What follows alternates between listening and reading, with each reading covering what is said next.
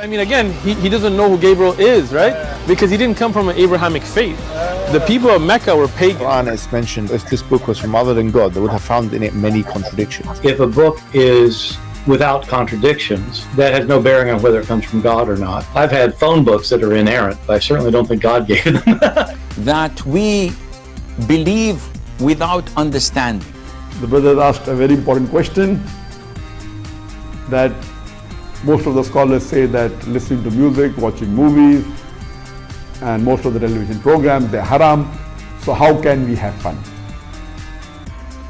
Let me tell you, brother, at the outset, that having fun is permitted in Islam as long as the fun is halal fun.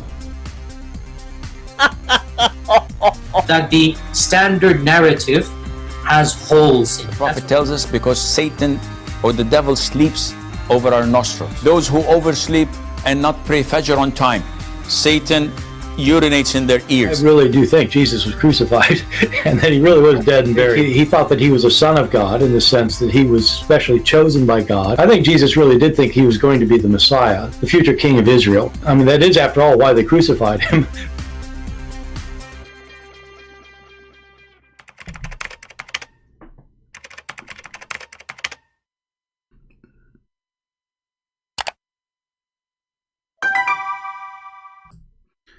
Hello everyone, and peace of Christ to all of you. Please invite your friends. And today again we have another person to expose. Actually, we did many videos before, and I just posted under his video a challenge to let me call him this coward. He will never dare to do so, but that doesn't matter. You know, we know why he don't dare to let me call him. Always ask yourself, all those who attack Christianity, why they don't dare to speak to me? I mean, as long you claim to be a rabbi, and it's very easy for you to refute us, and you are a person who people call you, let me call you too. Can I? Coward son of Muta. So this coward, actually he looked like a hamster. You know, we made a video yesterday about hamster. This is how hamster behave. He is a coward. If somebody is a rabbi and somebody asks you about your faith, why you are going to hide your faith? Why you don't say what you believe? Because you are a hamster. That. All right, we lost the connection for a few seconds. I hope it's working back now. Is it working? All right. You know, we have a very bad storm yesterday here. Actually, we lost the internet. So ask yourself, if somebody is asking you why Muslims believe that Jesus is the Messiah, shouldn't you say, you know, Islam is a lie? As long as you don't believe that the Messiah is Jesus is the true Messiah, why you don't say whoever says that is a liar? The reason you don't dare to say that, because you are not a rabbi, you are a businessman. You will never dare to offend Abdul, which means you will never dare to give a true answer. Why? Because you are not a man. You are a coward. So the question, listen to the question and listen to the answer. Or interested in these things that really matter. They really matter to really go back to the original sources. Like, I didn't quote a single... Yeah, let us go to the original sources. Yeah. Let us go to the original sources. Will we have it? Potato? What's really matter? What's really matter? What's really matter? Let us go to the original sources. And now the question is, there will never be answer. And look at this second hamster sitting next to him. Single scholar tonight. Why? Because... like, we want to know, what does the original text say? Let's go back to the original. Let's, read it for yourself, all right? We did. And now let us go to the question, hamster. From now on, we will call you hamster because you look like one. You can't see me, but I actually showed him earlier. Can I have a bonus round question as we go? One small one. I don't want a lot of time from you. Just a simple question. Go for it. All right. Why do Muslims keep Jesus in their tradition? I mean, even they had rabbis. They knew rabbis. They knew the rabbinic literature. At least it appears to me from the scholarship I've been digging into. They knew this. And they saw how Jews looked at Jesus as not the Messiah, but they venerated him in some degree. They seem to want to have a different kind of Jesus than what we even see in the Gospels. Can you give us just a two-minute something on this? So this really fits so neatly into what we were just discussing. So Muslims are using the term Mashiach about Jesus, Isa. Christians are using the term Messiah about what they believe in. Jews use the term Messiah. We don't believe in Jesus. But the key is that Christians, Jews, and Muslims mean something really different. Thank you. So that's a great question. For example, let's go to the heart of the matter. To Muslims, first of all, Jesus was a prophet, no more. Son of Muta, it doesn't matter. The question is, look at your title. Is Jesus the Messiah or not? Do you see how coward this idiot? He is the one who wrote the title by his hand. They are not asking you if they have Jesus as a prophet or not. They are not asking you if Jesus is a different person or not. They are asking you, is Jesus the Messiah? The son of Muta will spend 10 hours talking. He will never give the answer. And now let me show you a Muslim. He just posted an answer here. And I'm going to take calls from Muslims so we can expose Islam too. We expose the hamster who called himself Rabbi and the hamster Muhammad. A person, he called himself Joseph. Obviously you're a Muslim. And this is the thing about Muslims. They use Christian names. It is because they don't worship him. He does not endorse Islam. He appreciates them not to worship a man. Well, you just got your prophet busted, because according to the stupid Quran, the Jews, they worship a man. Let us go to the yellow pages of Muhammad. The same verse says that the Christian, they worship Jesus. The same verse says that the Jews, they worship a man. His name is Uzza. So you are a son of Muta, like the other son of Muta, and all of you, you end as a son of Muta, and today we are doing Muta. Isn't it? This is your stupid Quran. So he don't appreciate that the Jews worship, the Muslims don't worship a man. But according to Islam, you worship a man, the Jews worship a man, and this is the Quran. How come he don't say this is a lie?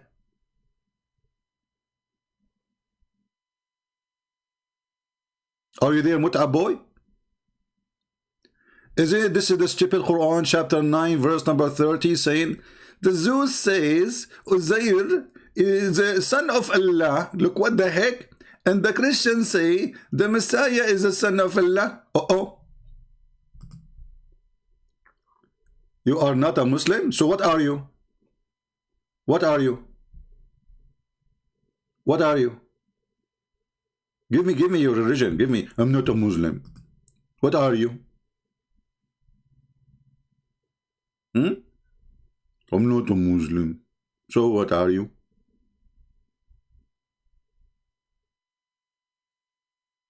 Are you a Jew? So when the Muslim, they ask question to a person he claimed to be a rabbi. Okay, Muhammad, he believed that the Messiah is Jesus. Do you believe the Messiah is Jesus? He will say, no, we don't believe the Messiah is Jesus. So did Muhammad lie? Obviously he did lie then, correct? Is that correct, people? This is how a brave man, a man of faith, he answer. This coward, he will speak. If you watch the whole video, for 10 years, he will never say Muhammad lied. Isn't it the stupid Quran in chapter 3, verse number 45? It says that the angels came to Mary. And they told Mary, there is a boy, he is going to be born. His name is Isa, and his name is the Messiah. So the question is in his stupid title,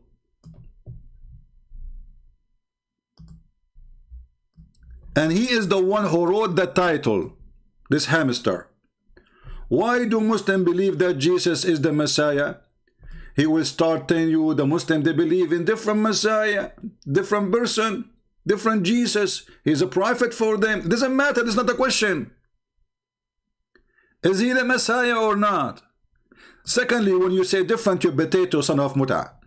When the Quran says this is the son of Mary, when the Quran says that Mary, she was a virgin, isn't it obvious this is the same Jesus? So when you're saying that Muslims believe in different Messiah, you know, he's trying to avoid the answer. He is a sneaky like a snake. He is a coward as coward can be. He is son of Mut'ah. He don't dare to say the truth. And not only that, the funny is, if you go down in his page, you will find all his supporters are Muslims.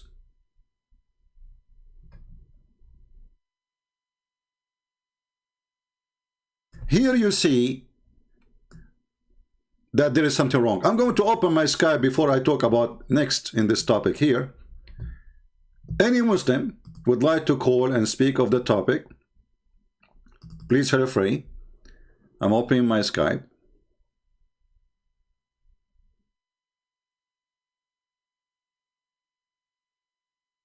And get ready for what's coming.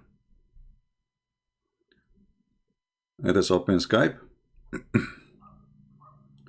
Mayday, Mayday, Mayday. Who is a Muslim is brave to call us and tell us what he think about this rabbi. Or he called himself rabbi. My Skype is open. We take calls from Abdul. Doesn't matter how big they are or how small. So let us read the comment. This Muslim, he is from Persia. For the first time in his life, he listened to him. All right.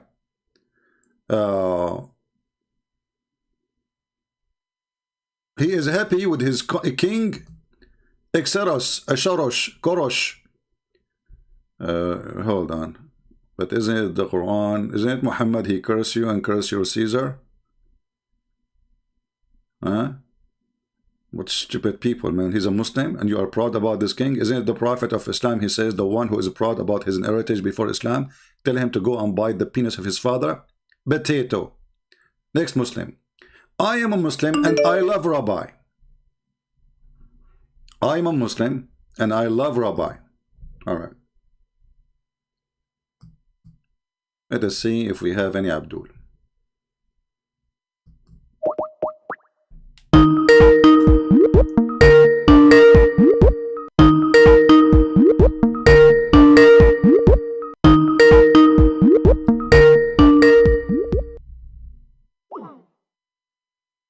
If you text me and you don't want to take my call, I will block you. As simple as that. So I will call you one more time. If you don't accept, you are blocked forever.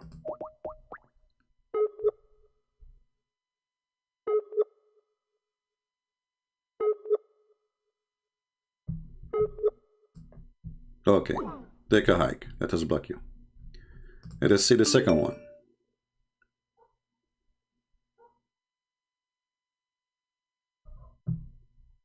This Muslim saying to me, you are finished. Let us see the finished. The finished boy.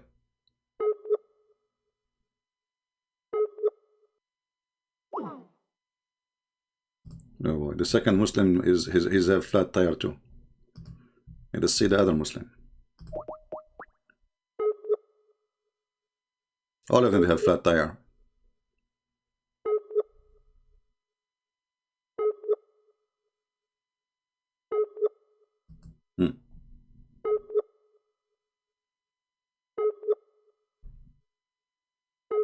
We cannot even connect with them.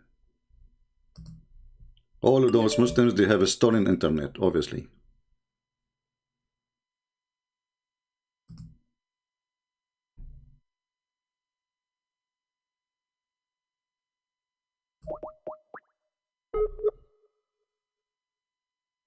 Let us see.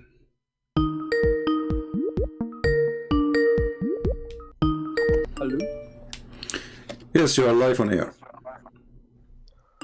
Hello, Christian Prince. Yes, my friend, you are live on air. Okay, it is you who called me. Can you mute YouTube, please, because I hear myself twice. No, sir. Okay, maybe it's open now. 1 All second. right. So did Is you? it okay? Are you listening to us on YouTube? Are you No. listening to the topic? Oh, okay. No. So I don't know why they are. There's like an echo. Anyway, so the topic is there is a rabbi. He's a Jew, and when they ask him why the Muslims believe that Jesus is the Messiah, he said that the Muslims, they have different Jesus. Do you Muslims have different Jesus? My friend, I'm an ex-Muslim. Oh, sorry. You know, I see. For me, I was. Yeah. You know, I have a conversation with you last summer. So, and you convinced me that Islam is wrong and Oh, peace okay. of So you Christ. left Islam with us. You left Islam with us live on air, correct? Yeah, right. All right, I'm all right. ex-Muslim from Russia. You know, so. Oh, okay. Sorry, I We had a apologize. I thought conversation. because I see a Muslim name in front of me, so I don't know. You know. Yeah. It's my Yeah. nickname. You know, not All my right. real name. Okay. So you wanted me to call you for what reason then? You know, it was your live stream a few days ago, so Yeah. I just wanted to call you and to All right. say thank you so much. You know. You're welcome. Do you know that we have our 2 books translated now in Russian? Yeah, of course. And Yeah, actually, we my have Russian 3. friends. We have 6 and Allah too. 6 and Allah too in Russian. Yes, You get that copy? and recently I received this book, yes, from my fellow Christians brothers, and okay, we are reading it right now. You know, All right. Christian Prince. Do you know that guy from Egypt? His name is Said, who is an ex-Muslim now Christian, and he has live streams on Arabic and preach to Muslims the gospel. No, I don't know them. He is from Egypt and now he lives in Russia, and I knew him, and he has a Russian wife, but All right. a few days ago he divorced, unfortunately. Well, this is not my friend. This is not my business. I want from you to share my books with everybody. As you see, we give it for free, so people who they are Russian, Ukrainian, etc., whoever speak Russian, they can enjoy the knowledge for free. All right. So Yes, Christian I Prince, depend we are very in Russian people appreciative. like you to spread the truth. Yes, thank All you right. very much. Okay. Thank you, my for friend. Let this us gift. take a call from Muslims. Thank you. Okay, bye. Bye bye. All right. We thought he's a Muslim. It turned to be not. He's an ex-Muslim. He decided to leave Islam life on air, but I forgot about him. You know, it was a year ago.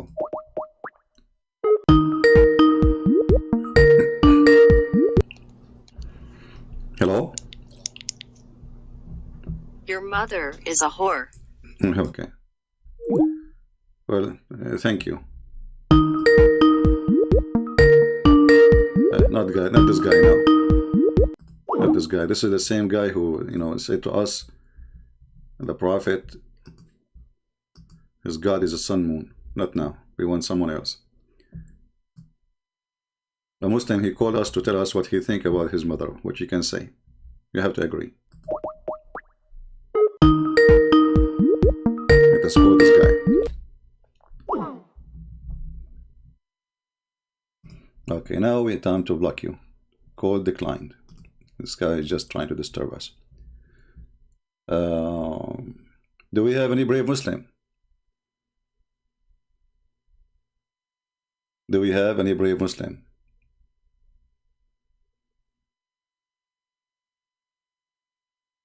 You know,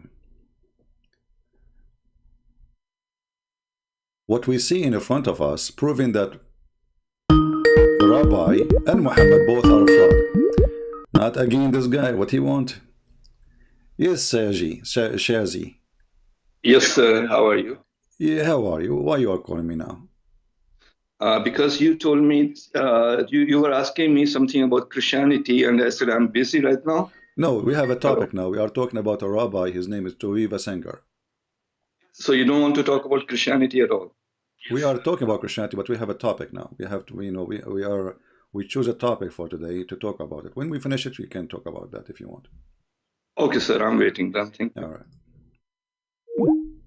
Do we have any Muhammadan? Any Muhammadan?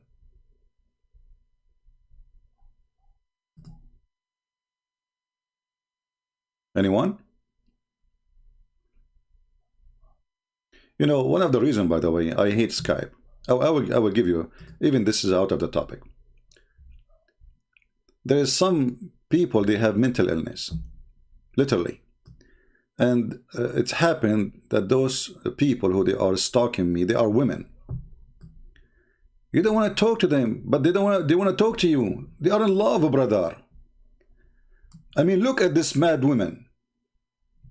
Look how many names I keep blocking her, she keep coming back. I keep blocking her, she keep coming back. She keep coming back. I mean, what a mental creature. Nightmare. She is really a nightmare.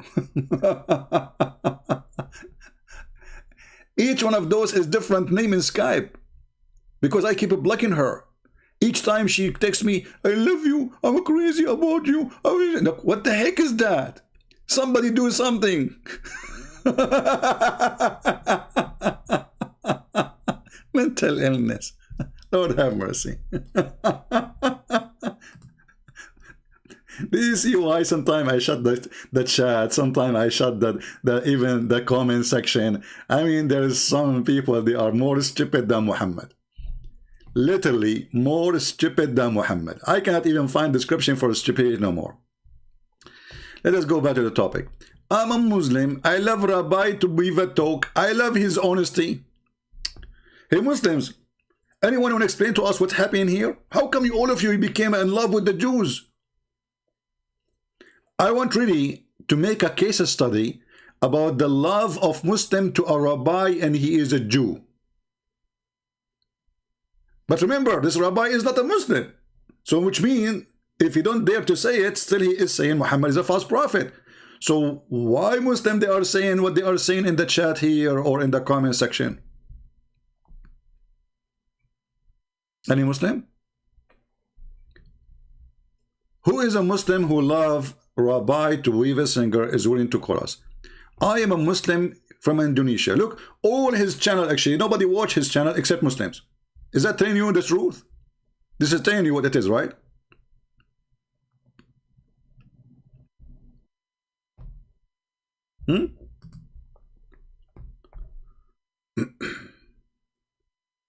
Any Muslim want to explain to us?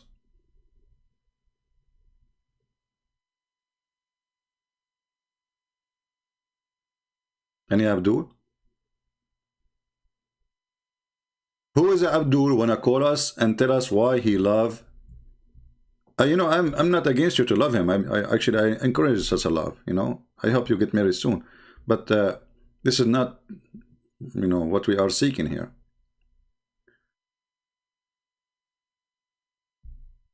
Look at this guy saying, was there a fact somebody named Jesus? Does the New Testament provide an actual fact? Is Jesus a composite? I am very interested, Rabbi Singer view. Subject, there's no Jesus. Jesus exists. So again, confirming that Muhammad is a fraud. Because how Muhammad says then Jesus exists? They don't dare to say that Muhammad is a fraud. But they do dare to say that Christianity is false. Potato. Do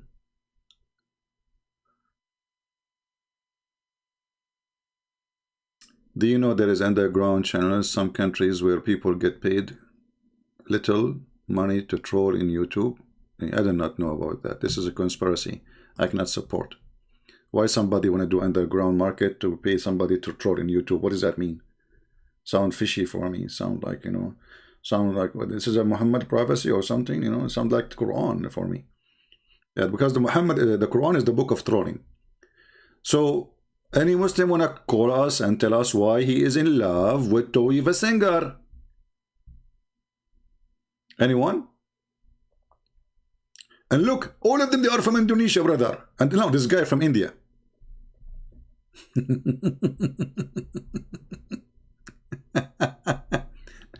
Big respect, Rabbi Tovia Singer. Any Muslim? And I posted a comment in his stupid video. It doesn't appear here in this page because it was before I posted the comment. I guess it was open from before. But if we refresh the page, let us do so. Give me a second.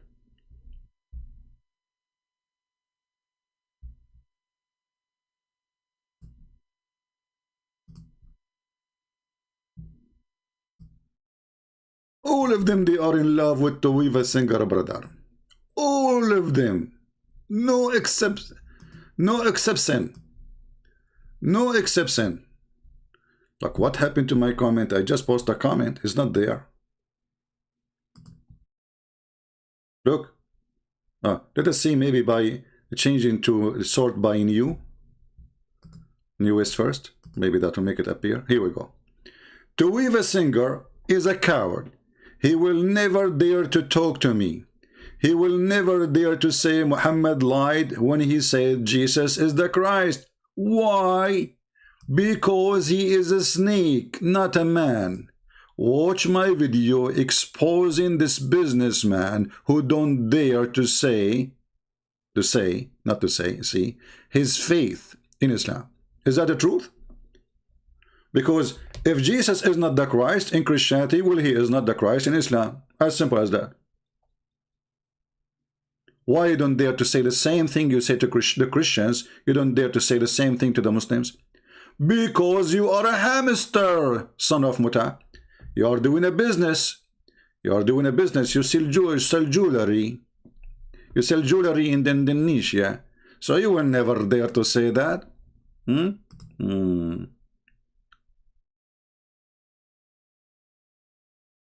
Another smart Abdul is saying, just to show you the intelligence, don't shit on the man, excuse my language, I'm just reading.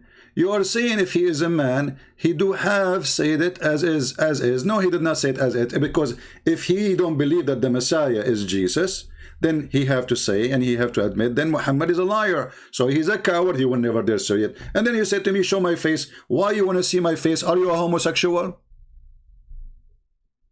You must be a homo like your prophet. Why you are interested in my face? Are you looking for a date? What you get from his face anyway? But because you have no excuse, the person he just get your prophet busted, and not only that, wait, it's even getting better. This man, he claimed that Muhammad is a big fat liar without saying it. Let us get you busted, you and him.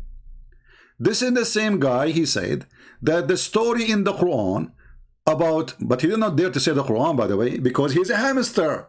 He said that the story in the Bible, which is in the Quran, that Mary, she was a virgin, is a story stolen from the Greek mythology. Watch and laugh. Your prophet is a fraud, according to this guy. Your prophet is a son of Muta, according to this guy. Your prophet is a fabricator, according to this guy, and he is stealing from the Greek mythology. Listen.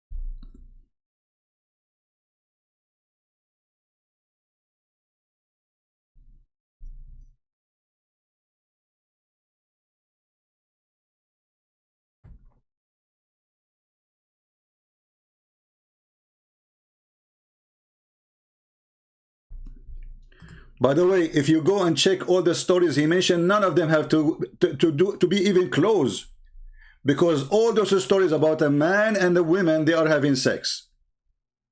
The story of Jesus, he is not born of any sexual relationship. So this coward, son of Muta, again, is lying, mentioning names have nothing to do, not even close. But the point is, he is saying that the story which is in the Bible, which is in the Quran, is a theft from the Greek mythology. But do he dare to say Muhammad is a fraud? Oh, there's no sound for him. Hold on. Let us fix it. I apologize for that. We will fix it. Here we go. All right, now you will hear his voice. That liar when he said that Jesus is born of a virgin. Listen and laugh. Individuals, like the mythical founder of Rome, Romulus, was said to be born of a virgin and God. Pythagoras, the philosopher, was said to be born of a virgin. Octavius, Caesar Augustus, the adopted son of Julius Caesar, was said to have been was the son of God, and then he was born. I mean, this is the Hercules was said to have been conceived by a relationship between Zeus and his mother. So what happened is, as Christianity was leaving Jerusalem and moving toward Athens, it was adopting the ideas that had emerged from Greece rather than from Yerushalayim. Did you hear it, Muslims? So when you're a prophet, you say that Mary, she gave birth to Jesus and she was a virgin. Muhammad is a liar. Did you hear it, Muslims? Yet in the comment section you say that this guy, we love him.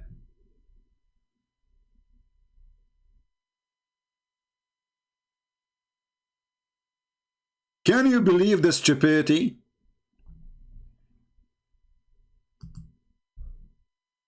Can you believe the stupidity?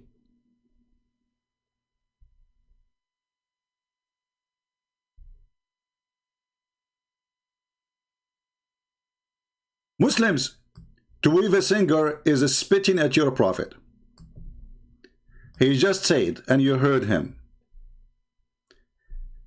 that the story of Mary giving birth as virgin is a story stolen from the Greek mythology. Yet you stupid Abdul, you go in his channel and you support him. And you say, I love what you say. Why? But just because you attack Christianity. So what is between you and this filthy man is a common ground, is hating Jesus. Both of you hate one person, Jesus. So the hate to Jesus unite you. Even in the way he is stepping and he is farting and he is doing poo-poo in the top of your prophet, it is not the problem. Because as long he is against Christianity, we say we love you. So what we notice here, that both are hypocrite, in bed together, but in the same time they are enemies.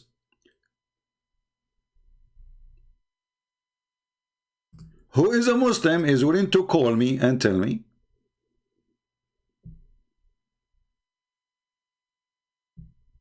why you are in love with this man. He just said that your God Allah is a fraud. Your God Allah, he stole the story of the Virgin Mary from the Greek mythology.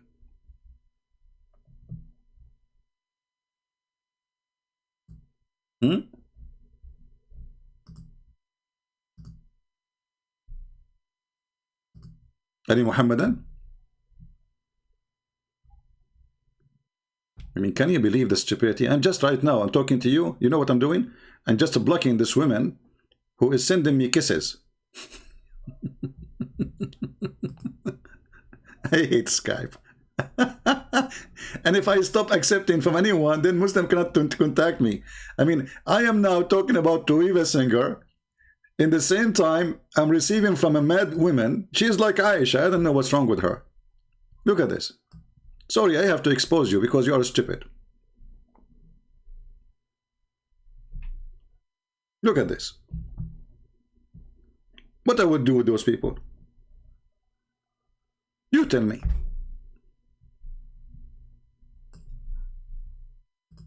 I am blocking names of this woman for the last, since I came, like open Skype, I'm just blocking names now. She have a billion name texting me. What a mental.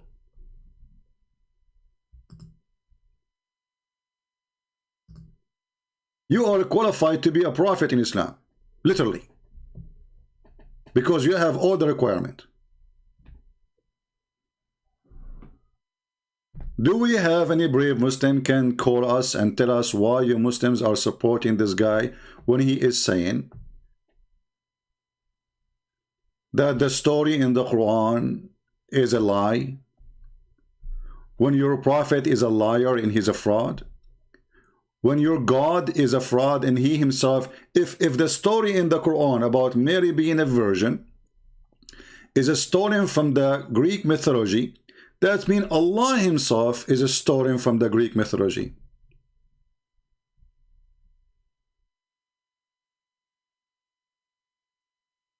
Any Muhammadan?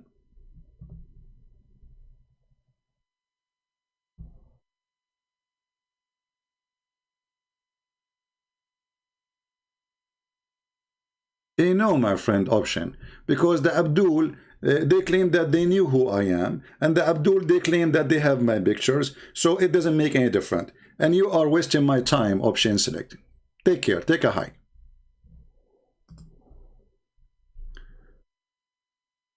The Muslim, they claim they know who I am, they claim they have my address, they claim they have my pictures, they claim etc. And same time, actually, it's not hard to find who I am. What a big deal. I have my books for sale in Amazon. I go and do seminars in person. I made seminars in every country you can imagine. So when the Muslim, they say, show us your face, this is an excuse not to debate me. As simple as that. Otherwise, who care about showing my face or not? You are debating what are my answers, not my face. And not to forget to mention that Allah himself, he don't show his face. I am Allah, worship me. What you can do about it? Isn't it Allah, he says, at least I don't wear hijab. Your God Allah is a female. Allah, he says, he wear hijab. Am I lying? So look at those idiots. They try to change the topic to be something else. Who care about my face? Am I a prophet? You want to worship me? I am Allah. I'm a person exposing your lies. It's not given to any human being that Allah should speak to him unless by inspiration or from behind a veil. I am not wearing a veil. Your God Allah is a female. He's wearing a burqa. The word there is a translation for the word burqa. So your God is a female wearing burqa. Why you don't ask your Allah to show his face?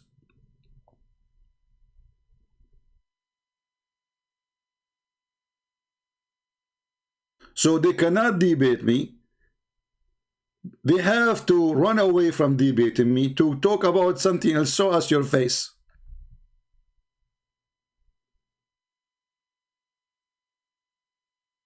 Right? Even Mimi Hijab, his last name is Hijab, which means, you know, in the Middle East, they call you by a name. Your last name present who they are either an honor or an insult. When a man is called his last name Hijab, simply it's an insult. Imagine your last name is Burqa. So obviously he's coming from a coward family, maybe. Maybe. Now, we don't care really about private Tovia Singer. Let us debate. Another troll.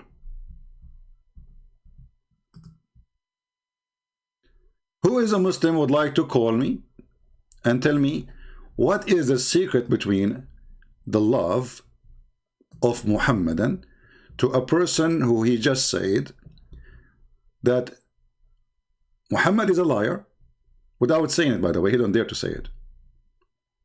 The story of Mary is a mythology, and Islam is a fraud.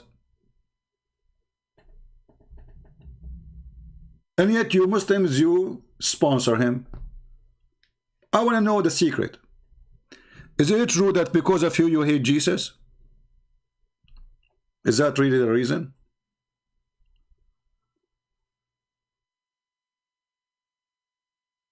Anyone? Ali Dawa, he sent FaceTime debate with the Christian Prince. What FaceTime is? What is that? There's something called FaceTime and AceTime. Here we go. I am in Skype. Anyone who dare to call me, let him call me. All of them, they are coward. They will never dare to do so. Get out of here. Fake.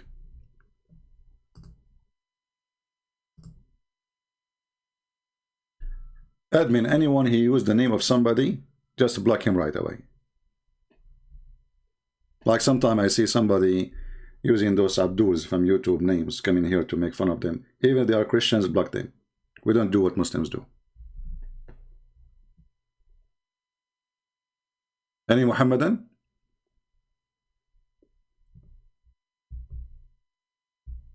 Any Muhammadan dare to make a comment about Tovia Singer saying that the story of Mary is a fabrication and Mary, she was not a virgin?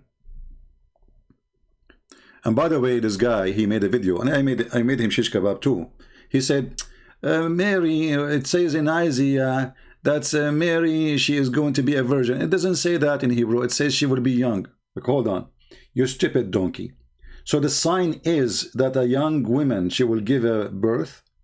Well, all young women, they do that. So what is the sign? Sign, it's a miracle. Sign, it is something doesn't happen. Something will happen once in the lifetime of humanity. So if a young woman, she give birth, that is not a sign. Every day there's young women giving signs. This is how weak those who claim to be Jews. They are fake. They are not true Jews.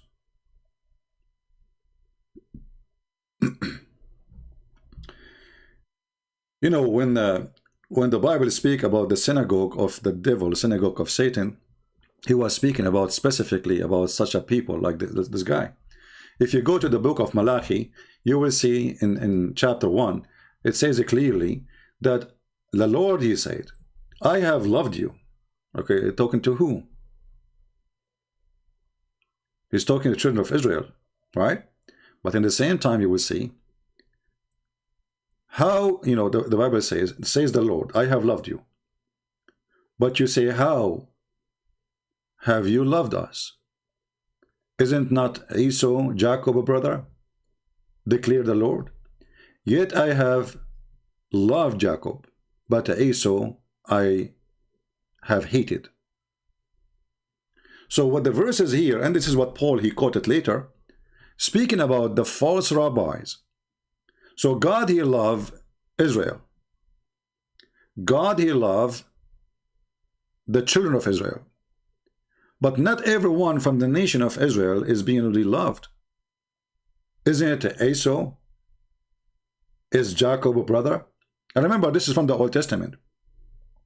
So the Old Testament presents to us that there's a false people who they claim to be people of the Lord, but they are hypocrite, false. They are willing even to take a side with the one who killed the Jews. Every single Jew in the Arabian Peninsula was slaughtered by Muhammad.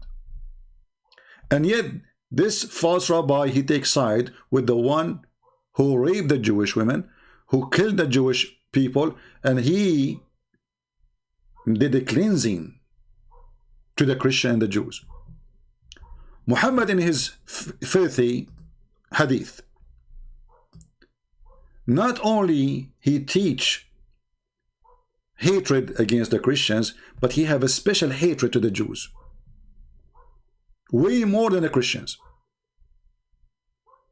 To the point he said, prophesying that the hour will not come until the Muslims will attack the Jews. And if one of the Jews was able to escape, he thought he ran away from being killed, and he hid behind a tree or a rock. The tree and the rock, they will say, there is a Jew behind me, kill him. This is the filthy Muhammad. In the same time, this rabbi, who he claimed to be a rabbi, he don't like Jesus. He don't like Jesus. Jesus is bad for him. But Jesus is the one who says, forgive them, Father. They do not know what they are doing. Do you see how much Jesus, he loved the Jewish people? They just put him in the cross.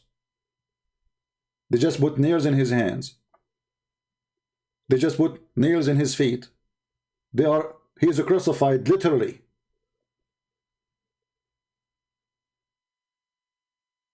And even though he said, forgive them, Father, they do not know what they are doing. So you tell me how in the world somebody he taught us to love the Jews, they hate more than someone he killed the Jews. How this coward, and why this coward don't dare to say that Muhammad is the biggest threat to our existence to be alive, not only to religion.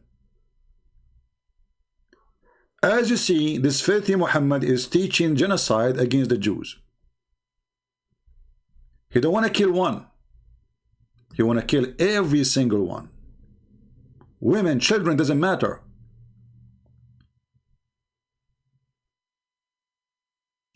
If we go back to the comment section and we see that the Muslim says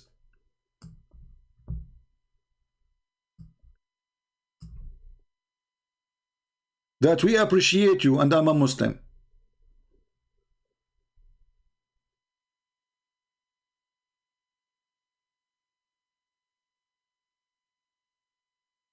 Like here, there's an honest person saying extremely misleading view. Islam is not Abrahamic faith. Good for you, my friend, Mr. Nathan. Look, he's an African brother. He is saying the truth. Islam is not Abrahamic. That is true. Today, we have a wave of people trying to sponsor the idea that Islam is Abrahamic. Even Trump himself, he signed an agreement between Emirat, Bahrain, Israel, called the Abrahamic Peace. And here you see how politics is deception. Now Islam is Abrahamic just because they want to get the benefit of politics. You see? The Abrahamic agreement. This is what they call it. So you have three liars, Trump, the Muslim leaders, the Jewish leaders. They are lying to each other. Oh, we are Abrahamic. Just in order to make a politics achievement. But all of us, we knew that this is a lie. I am a Muslim. I love Rabbi to give a talk. I love his honesty. But look what happened here. When the Muslim, they say, I love his honesty, that means Muhammad is a fraud. Why? Because he said that you will find between those, the most people who hate Muslims, according to Muhammad, is those who call themselves Jews. Muhammad was wrong, look like it. Muhammad was wrong. Muhammad actually was a liar, because as you see, there's love between the Jews and the Muslims these days. It's not working with Muhammad. So when Muhammad, he said, especially by the way, Muhammad for sure, he considered the rabbi is the biggest enemy. This guy's a rabbi, right? Okay.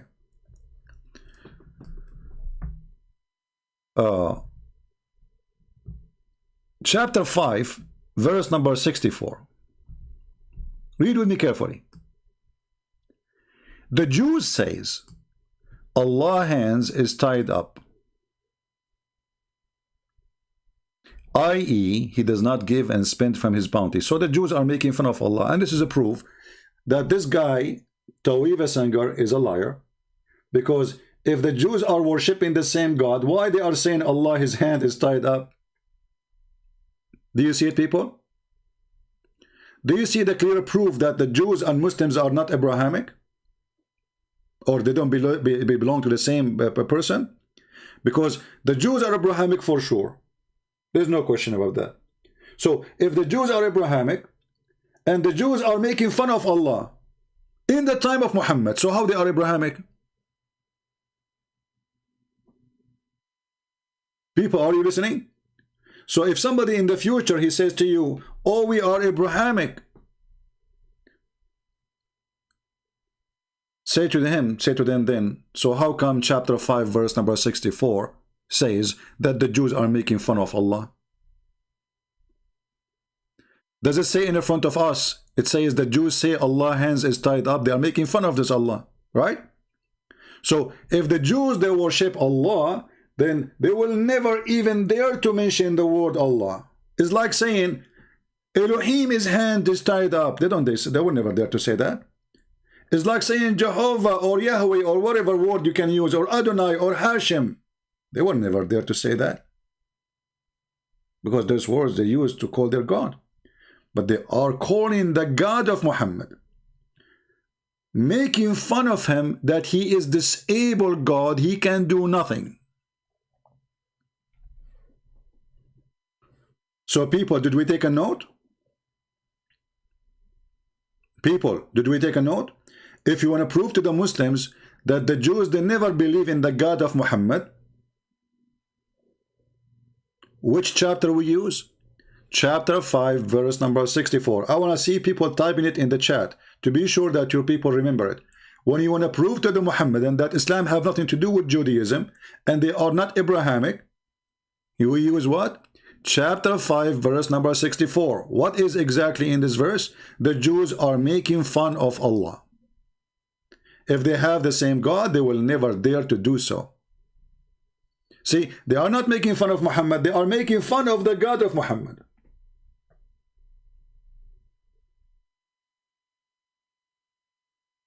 And then the response of Allah saying, Allah is cursing them.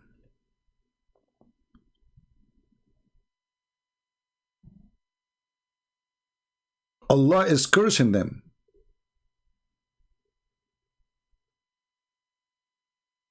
And not only that, it says Allah will put enmity in their heart until the day of resurrection.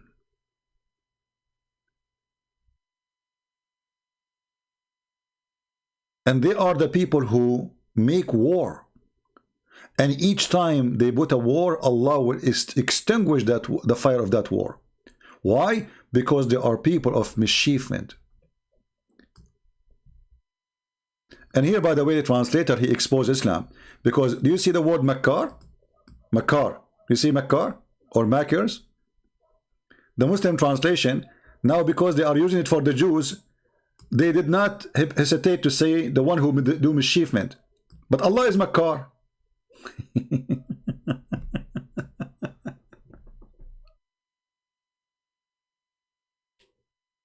So what the Quran is saying, according to the filthy Muhammad, that the Jews are evil people and he will make them even more evil and he will put enmity in their heart forever. Do you see it? So how come suddenly the Muslims, they are in love with Tovia Singer? Look like again Muhammad was wrong. The Quran is saying that the Jews, they do mischievement, but Tovia Singer is not. He's a good boy. Look how many Muslims sharing their love and their harmony to Tovia Singer, brother. Huh? Look, the Muslims, they are saying to him, we love you. Do you love me, baby? Huh? I'm a Muslim. I love Rabbi Tovia Singer. Miss Gomez saying, do you see the love? So again, the text in the comment proving that Muhammad is a fraud. Because if this guy really is not evil, and if Allah, he promised that he put in the heart of the Jews evil until the day of judgment and hatred, then we find that there is a guy, his name is Tovia Singer. He's like a Santa Claus for the Muslims. They are in love together. Why? Just because he insulted Jesus. And here you see that Islam is an antichrist religion. Because what they share together? They share one thing. Both are antichrist. And when I say both, I'm not speaking about the Jews. Remember, we Christian believe, remember that Paul, our great brother and church father, he was a Jew. And by the way, this coward in the video, he says, the Muslim, they hate Paul. So now we share something. We hate Paul, they hate Paul. Abdul, son of Muta. Muhammad never said something wrong about Paul. Do you know that? And not only that, the Quran is claim that Paul was one of the 3 messengers sent by Allah to the city of Antioch. So again, your knowledge about Islam is zero and you are a potato. You are a certified potato coward. If we go in the Quran,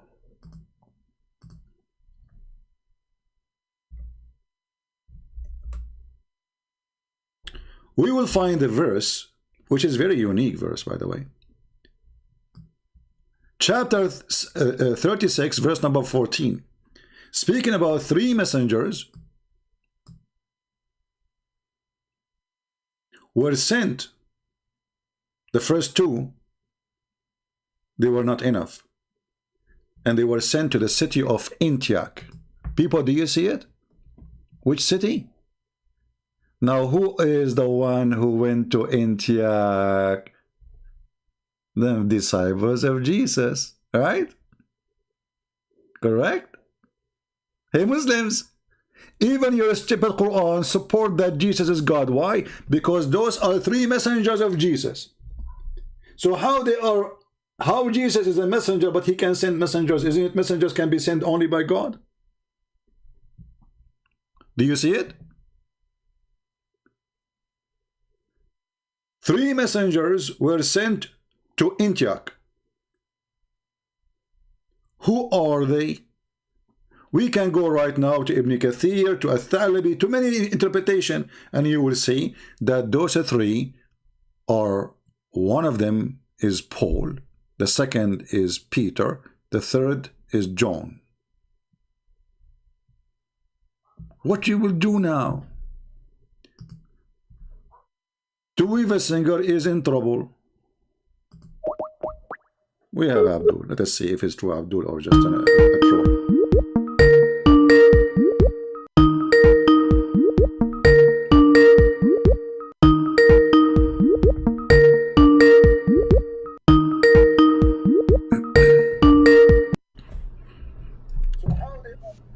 Hello? Hello? Yes, you are live on air. Go ahead. What do you want to say to us? Are you a Muslim? Oh, assalamu alaikum. Wa alaikum assalam. Is that a greeting of Muslims or a greeting of Christians?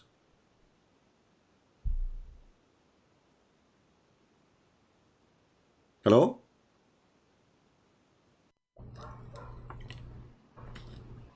You know... Are you there? Yes, can you hear me? You said to me, assalamu alaikum. Is that an Islamic greeting or this is a Christian greeting?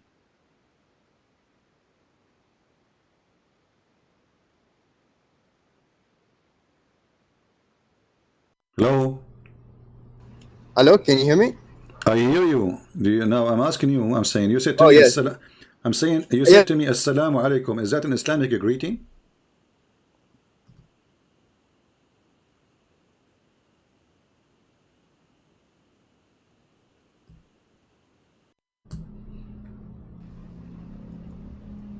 I think you have a bad internet. Oh. You hear me now? Maybe if you exit any other program, you have it on.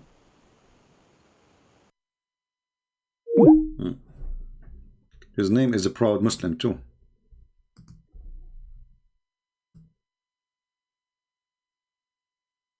Let us see how proud he is.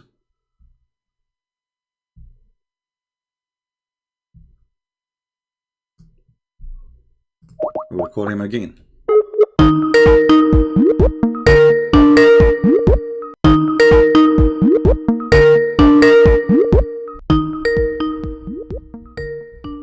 You will lower the sound until he answer.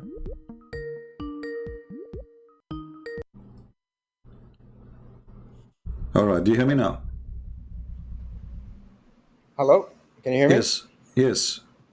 Sound good. Okay. So you said to me, assalamu alaikum. I was saying, is that an Islamic greeting or this is a Christian greeting?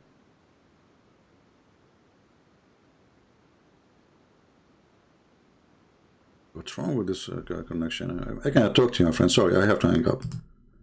I mean, get better internet and text me. We cannot do it this way. You see, even assalamu alaikum is a theft. When Muhammad, he saw an angel first time. When Muhammad, he saw an angel first time, according to Muhammad. He's saying he was downloading something. Okay, so are you done downloading now?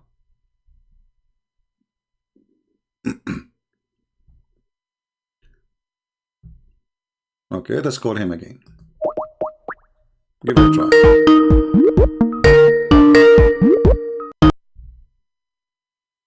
We'll mute the sound so you don't hear the noise of the ringing, which is annoying.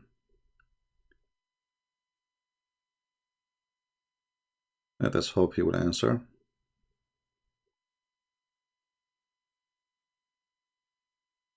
Yeah, Muslim countries are very, very active in downloading illegal software for free.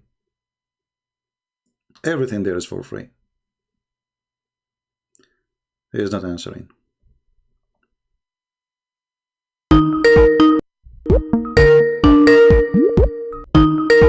Well, I have to engage again. Okay. So when Muhammad, he first time met an angel, anyone ask himself why this angel never said to Muhammad, Assalamu alaikum?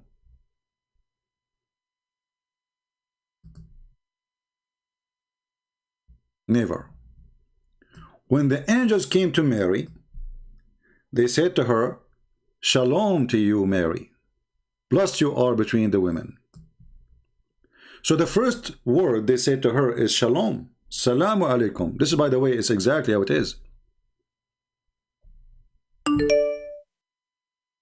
So even that one is a theft. Muhammad, he stole. Later he took it from the Jews. This is when Muhammad was not living with the Jews. He don't know about it. When Muhammad started living with the Jews, he copied Assalamu alaikum from the Jews.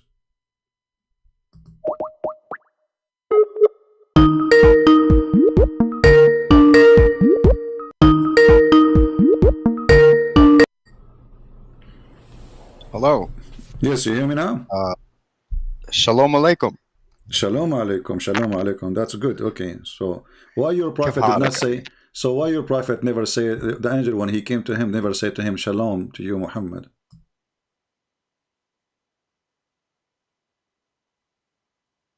There we go. Okay. Well, you know what? I have to block you because I'm not going to waste my time with somebody. His internet not working.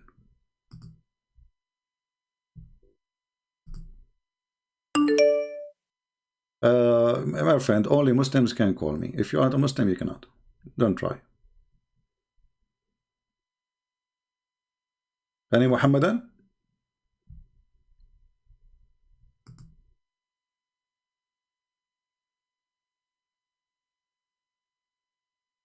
Everything Muhammad he have is a theft from the Jews and from the Christians and from the Hindus.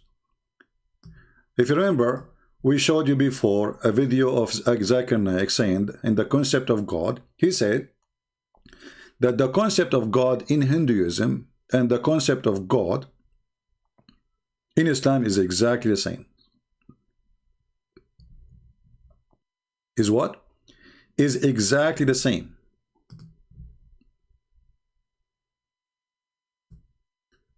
Why people don't listen? I just said only Muslims can call me. Let me block you. This one he keep trying to call.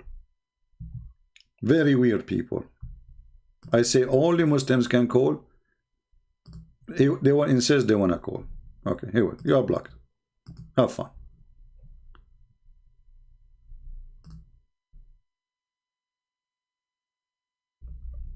The concept of God.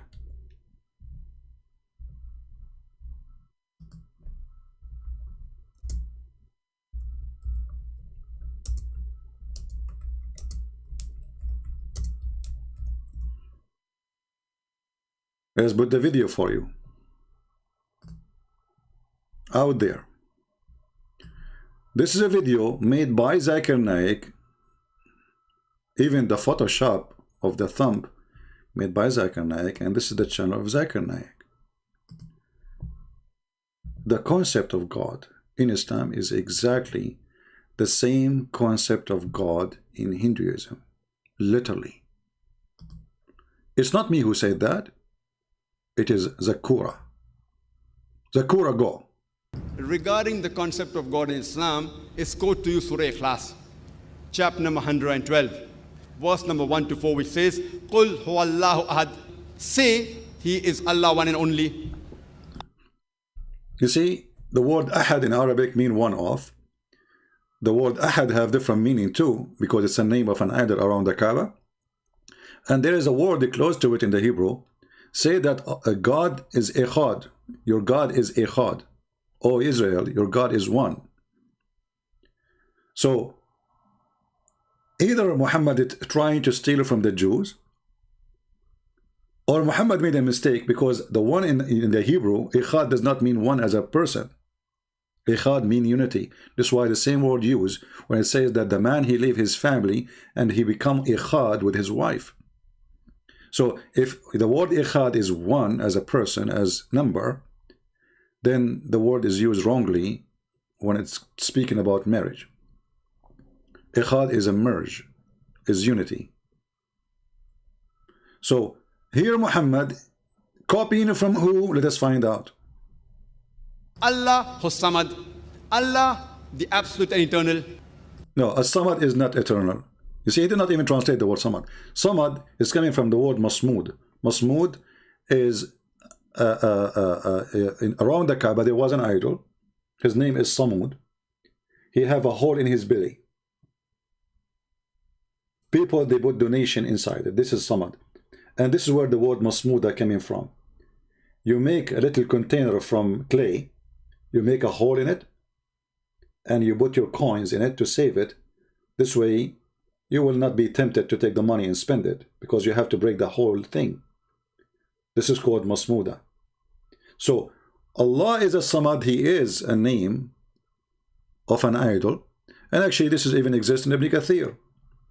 Allah, He is a Samad, and Samud, Ibn Kathir, he says Samud was one of the idols around the Kaaba, and we showed those references before.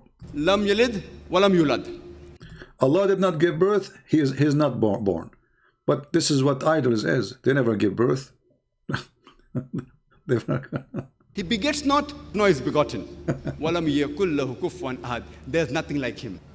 And this is again starting from the Bible. Nothing is equal to God. But what does that have to do with the proving is your God?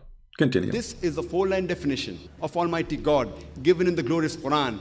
Any person says so-and-so candidate is God. If that candidate fits in this four-line definition, we Muslims have got no objection in accepting that candidate as God. And this is exactly what is also mentioned in the Hindu scriptures, the same 4 points. The first. Guys, did you hear exactly? Did you hear saying that this is exactly what is mentioned in the Hindu scriptures? Anyone, you notice similarity between Islam and this rabbi? Both of them, they are hypocrite. Suddenly, just because you want to win the Hindus to Islam, suddenly the Muslims and the Hindu, they have the same scriptures. Suddenly, both of them, they have the same concept of God. Suddenly, the Hindus are not pagan. This is exactly what the hamster Tovia Singer does. They are in harmony with Islam. So you see, they share the bed together, because this hamster, Zakir Naik, is a hypocrite. Every single Muslim, he knew that this is garbage. We don't agree with you.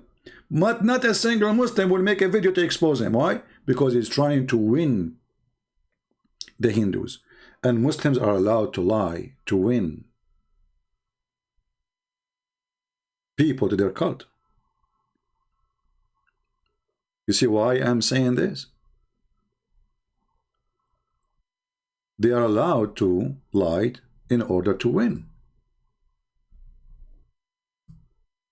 It's not rejected.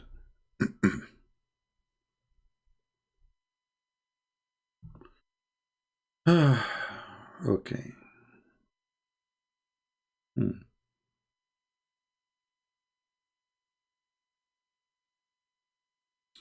All right, I don't know. This person is saying to me, I'm not going to show it. I don't think he's using a real name anyway, but I'm going to show what he is saying.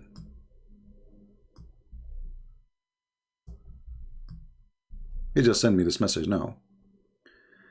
Hi CP, I thank you from the bottom of my heart. I converted to Islam 3 years ago, but I left last year because your video reopened my heart to the truth. And then, you know, you are the best and defeated apologist, okay, scholar, okay. Well, I'm so happy for you, my friend. So he left, you know, he converted to Islam 3 years ago, so which means he was not born from a Muslim family. And, you know, we are happy for you that you decide to leave Islam. And this is a message I just received now, you know.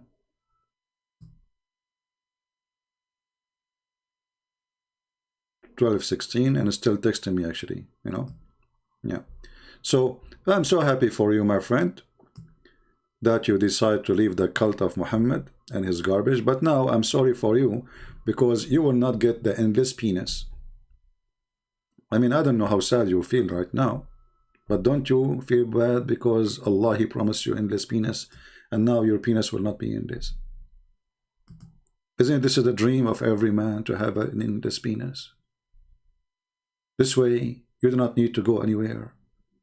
You can get your grocery by using your penis. Simply, you can hang a basket on it.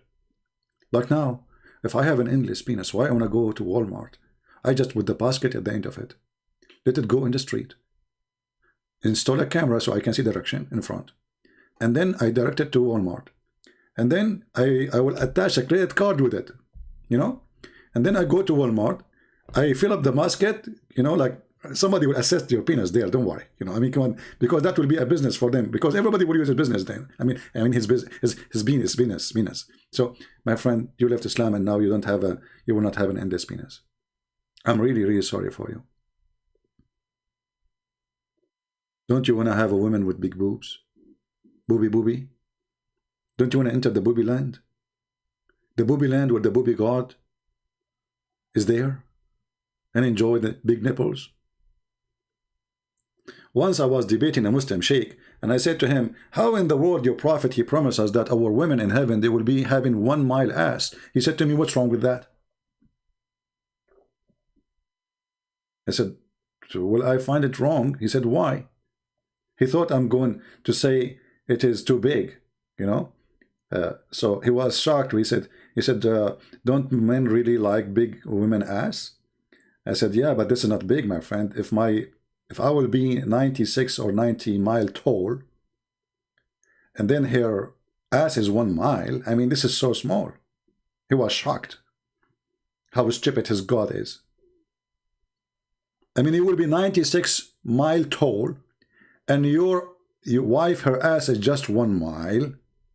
Like, what the heck? The ratio is 1 to 96. And the wife, she will be 30 mile tall. So you are 3 times bigger than the wife, taller than the wife. So when you are standing, your wife, she will not be even standing next to your waist.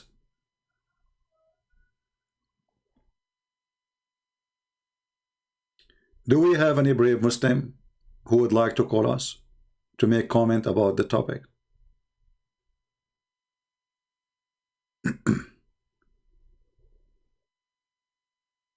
What do you mean no sense? This is make a lot of sense. Okay, hold on. You see, the Prophet of Allah, sallallahu alaihi wasallam, the Muslim, they don't even dare to say his name without saying sallallahu alaihi wasallam. Sallallahu alaihi wasallam. Once I called the TV station, I keep saying to them, Salli ala Rasul, Allahumma salli wa sallim wa sallim. I say, you know, pray more in the Prophet. They say, 4 minutes, 5 minutes, 6 minutes, and they don't dare to say, for God's sake, what is your question? Why you are calling us? The coward, they don't dare to say, what's wrong with you, man? Stop repeating the same thing. I keep saying to them, pray on the Prophet. And they repeat. They don't dare to say stop. Because if they say, stop praying on the Prophet, the TV will be shut. They will burn it for them. They don't dare. And everybody, you know, I was trying to hold the people around me not to die laughing because the sound started coming. So I moved to a different room, you know. So, Salli ala Rasul, Allahumma salli wa sallim wa sallim. Eid as-salah ala Rasul. Zid as-salah ala Rasul. Allahumma salli wa sallim wa sallim. They don't dare to say stop.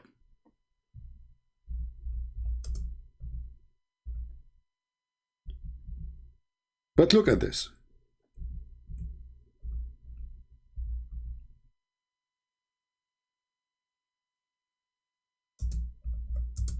Muhammad is the first prophet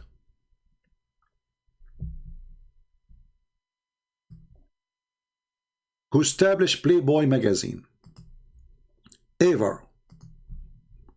The idea of porn magazine was not created by a perverted man in USA.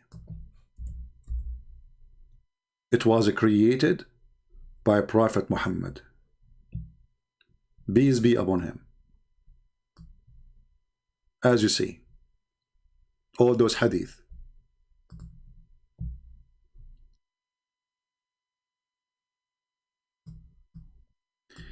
إن في الجنة لسوقا ما فيها شراء ولا بيع إلا الصور من الرجال والنساء فإذا اشتهى الرجل صورة دخل فيها. Translation: Indeed, in paradise there is a market in which no buying nor selling except for images of a man and a woman.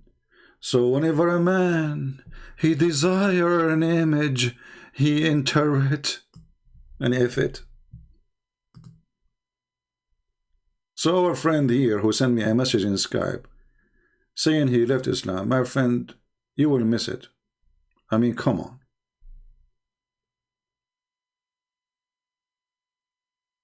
If you want to learn Arabic, I have a channel in YouTube. It's called Arab for Christ. It's for free. Go and learn Arabic for free. Just to practice everything we say there. I have a class number 1, 2, 3, etc. Practice it and you will learn Arabic. In less than 2 weeks, 3 weeks maximum, you will learn how to write, how to read. Granted.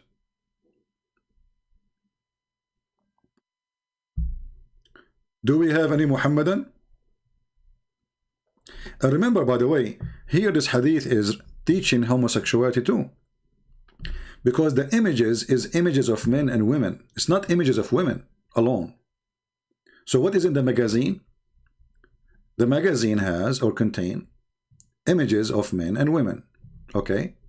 So images, let us make a line. Of who? Of men and women. Okay, who is the customer? A man. Do you see it? So the man, if he desire any of those images, which is images of what? Images of men and women. Images of men and women. So if this man, a Muhammadan, he desire an image of a man, he jump in it and they if each other.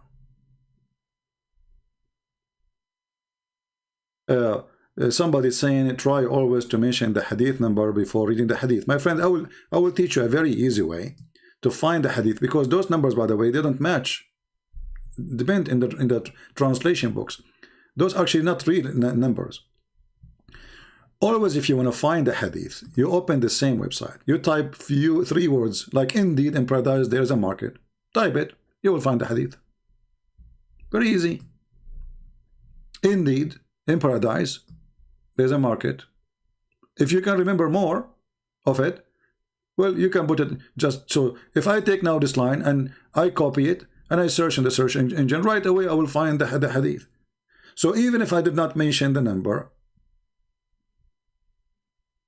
just type exactly what you saw on the screen, especially we are showing it to you in English.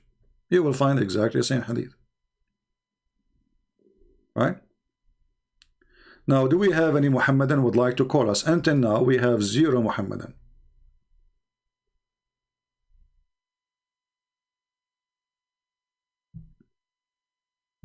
Anyone?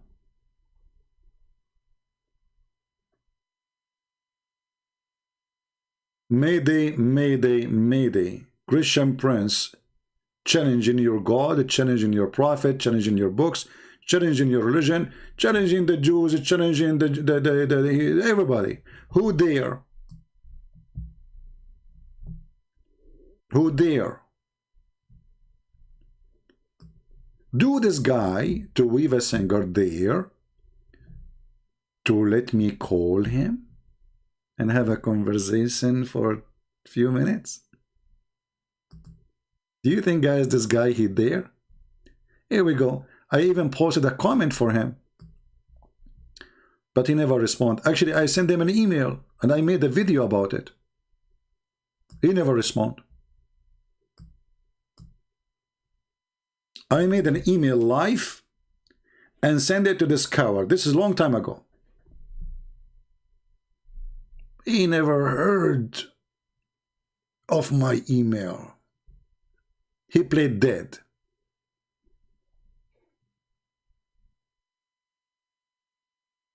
Remember, those people don't present the Jews. The majority of the Jews already are Christians, and they are called Messianic Jews. Actually, here this person saying, there are Jews who believe in the Messiah, Jesus. They are called the Messianic Jews. Absolutely. And those are the majority, by the way. The reason until now Israel or the Jews who left, you know, they are not even 20 million, because the majority, they become Christians. Otherwise, there's no way a nation, after 1,000 of years, they will stay just few millions. Right? So remember one thing. Jesus, he come to us by the disciple. The disciple is the one who taught us about the Messiah. They are the one who taught us what happened with the Messiah, what he said. And all the disciples, they were Jews. So never in your heart hate somebody because he's a Jew. Hate evil. If a person is evil, hate him for his evil, not him as a person. But evil, all people do evil. Even people claim to be Christian, they do evil. So hate the evil they do, even when they do evil. And this person obviously is a fraud. He don't even dare to say his belief.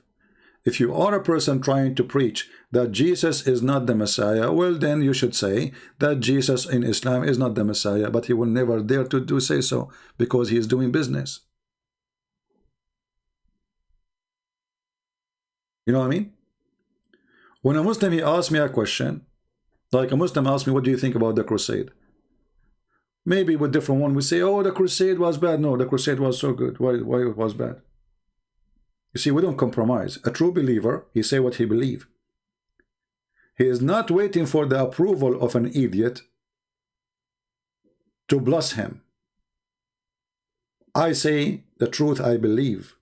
I fear no one. So when they ask me, what do you think about the crusade? I said the crusade, the best thing ever happened. Because if not the crusade, the Muslims now is conquering all of Europe. And by that, doing that, America will be a Muslim, Australia will be a Muslim, and the whole world will be a Muslim. It was the crusade who gave us the freedom today. It was the crusade who gave their life. They tell you stories about the crimes they did. They were responding to the biggest crime. The Muslims is the one who attacked us, took our women, took our wives, took our children, took our money, took our land, took our churches. And until now, they are taking our churches. Just last year, the filthy Erdogan, he converted one of the biggest churches in the world into a mosque. And 5 major churches in Turkey too, beside that church, by the way, but because this is the only famous one, people, they knew about it. 5 other major huge churches, they made the mosque too, in the same day.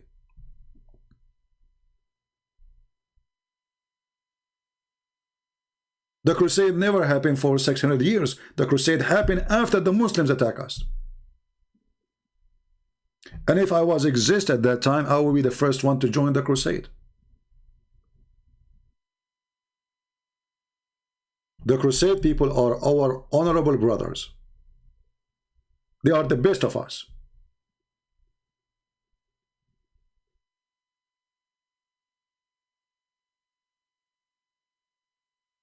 And history try to make them look bad, as if they are the invader, when the fact they are the one who was defending. This is a land the Muslim never exist in. Even the Muslims agree that the first time a person spoke Arabic in the Middle East, in the area between Syria and Jordan and Israel, and all the way to Tabuk, all the way to Iraq, then nobody speak Iraq, all of it. Nobody speak Arabic. They speak Aramaic.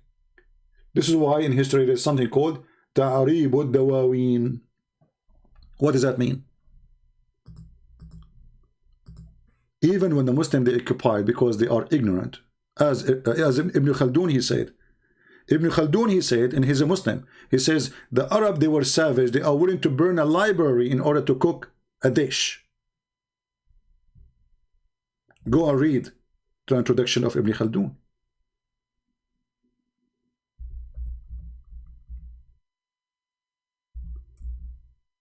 The Caliphate Abdul Malik ibn Marwan is the first one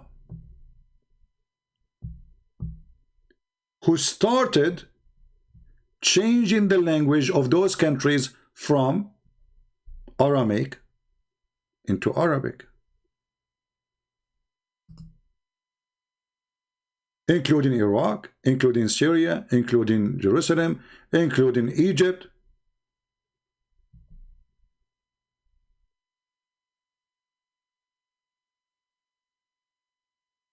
This is a history written by Muslims. And now you see somebody from Hamas saying to you that this is our land, when in fact everybody knows that the first time they enter it, when the filthy Umar al-Khattab he attacked Jerusalem. And God is good. We have it back. And we will never give it back.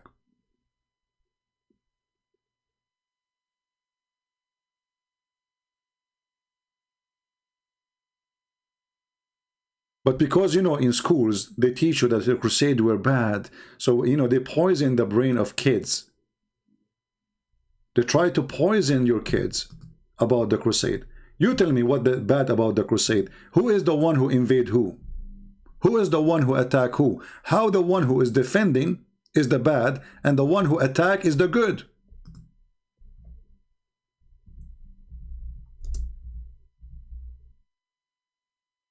Huh?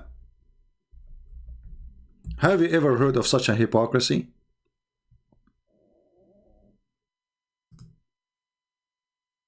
So the one who attack us is the good guy, and the one who defend is the bad guy.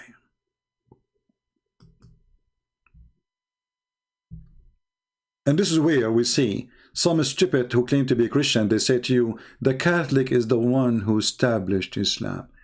My friend, I'm not a Catholic, but if not the Catholic, you will be Abdul by now. So if I am you, I should thank God for the Catholic every single day.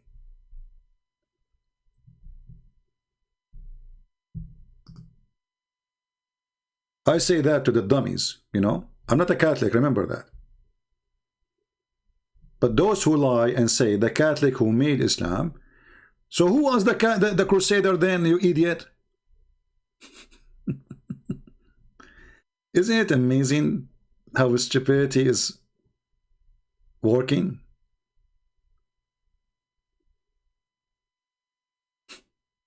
Isn't it? I saw even a guy, he is from a church called the Seventh Adventist. He is saying that Khadija, she was a Catholic nun. Can you believe it? The woman, she had 3 husbands. She was a Catholic nun.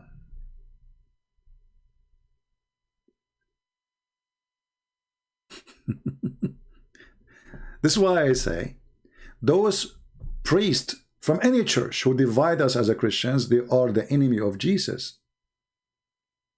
Not only this rabbi is an enemy of Jesus. You have a priest inside your church who divide us. We Christians, we are powerful when we are united. Catholic, Protestant, Orthodox, one church. The Satan, my friend, he understands very well. Divide and conquer. You do not need to be a genius. Divide and conquer. When we divide them, we can conquer them. If they are united, they are 3 billion human beings. How in the world we can conquer them? A true Christian is the one who don't let Satan divide so he can conquer. And not only that, the Quran says to you that Allah, He have a plan to divide and conquer. Do you know that? Quran is giving you a clear message that Allah is Satan and He wanna conquer you by dividing you, by spreading hatred between you. If you go to chapter 5 verse number 14, it says it clearly that Allah will spread hatred and enmity between the Christians until the day of resurrection. We planted among them enmity and hatred till the day of resurrection. So when somebody he is a priest and he divide the Christians, he is serving the devil Allah. Are we clear? When somebody he claimed to be a priest, or even a normal person he claimed to be Christian, and he start attacking Catholic or Protestant or Orthodox, he is no Christian. He is serving Satan Allah.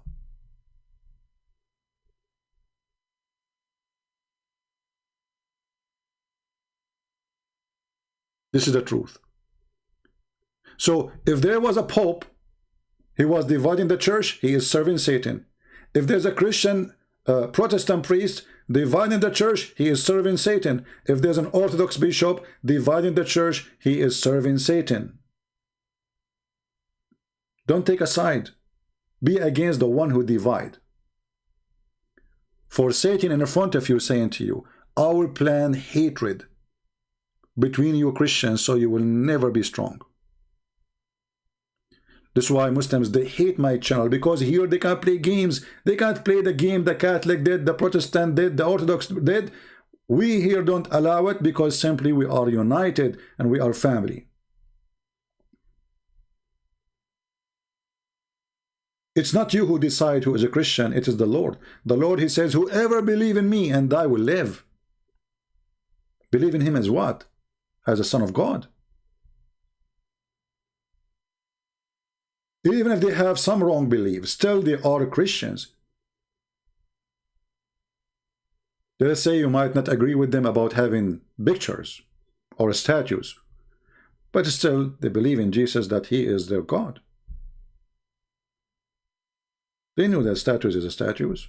They knew that the picture is a picture. They don't believe that the picture is God. When somebody says to you, the Catholic, they pray for dead people, that's a lie, my friend. The Catholic, the same as the Protestant, the same as the Orthodox, believe that when Jesus resurrected, thousands and thousands of saints resurrected with Him. So saints, according to the Bible, were resurrected. So how you claim they are dead? When somebody says that they recite the rosary, well, the rosary is in the Bible, you idiot. This is what the Catholic repeat. It's what the angels they say to Mary. Shalom to you, Mary. Blessed you are between the women. So then maybe the angels were Catholic too.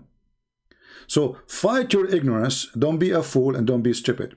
I don't agree with the Catholic with many things, but still, no, they are my brother in Christ. And we appreciate a lot of things they did. As we said, if not them, all of mankind will be now subdued, bowing down to the devil Allah.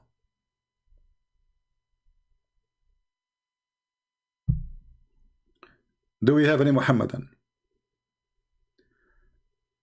Is shalat? I don't know what shalat mean. What shalat mean? I don't know what that word is.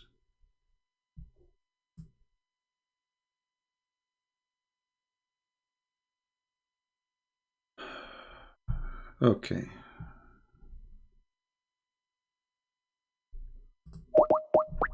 Let us see this person here.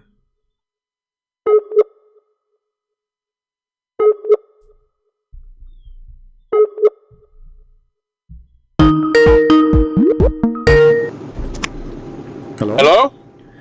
Yes, my friend, you are live on air. Hello. Christian Prince, are you there? Yes, I hear you. Sure. All right, are you there, Christian Prince? Yes, my friend, you are live on air. What do you want to say to okay, us? sorry. Yeah, sorry about that. I was connecting my Bluetooth. I'm an American Muslim, and I recently converted to Islam, and I've been watching your videos on YouTube, and well, at first I got angry with you over some of the things you were saying. I've been looking into some of the things, and I think I've made a bad decision, and now I feel like I need to come out of it. But if I do that, I'm not going to tell anybody about it because I've recently learned about the apostasy laws, and I just think that I'm going to get some serious backlash. So I guess I'd be better off. No, my friend, don't worry. You live in USA. They will not even dare to touch you. Those cowards, they will not. They will dare to touch you only if you live in their countries. No. Yeah, when I converted, I was told this beautiful story about how Islam is the only monotheistic religion left, and how Muhammad is the seal of the prophets, and Islam only engages in war if it's defensive war, and they were very nice and they were very kind when speaking to me. And they also said they believed in Jesus and they believed that Jesus will come back. And I did some investigation into the Islamic belief and how Jesus will come back. And what I found shocked me. According to the Islamic belief, if I'm understanding, is that when Jesus comes back, he's going to kill the pigs, which means Jews, and break the cross, destroy Christianity. And so, while it's true that they believe in Jesus, they believe in a very different Jesus than the one I was raised with. The Jesus in Islam is hostile towards traditional Christians and Jews, and that's one of the many reasons.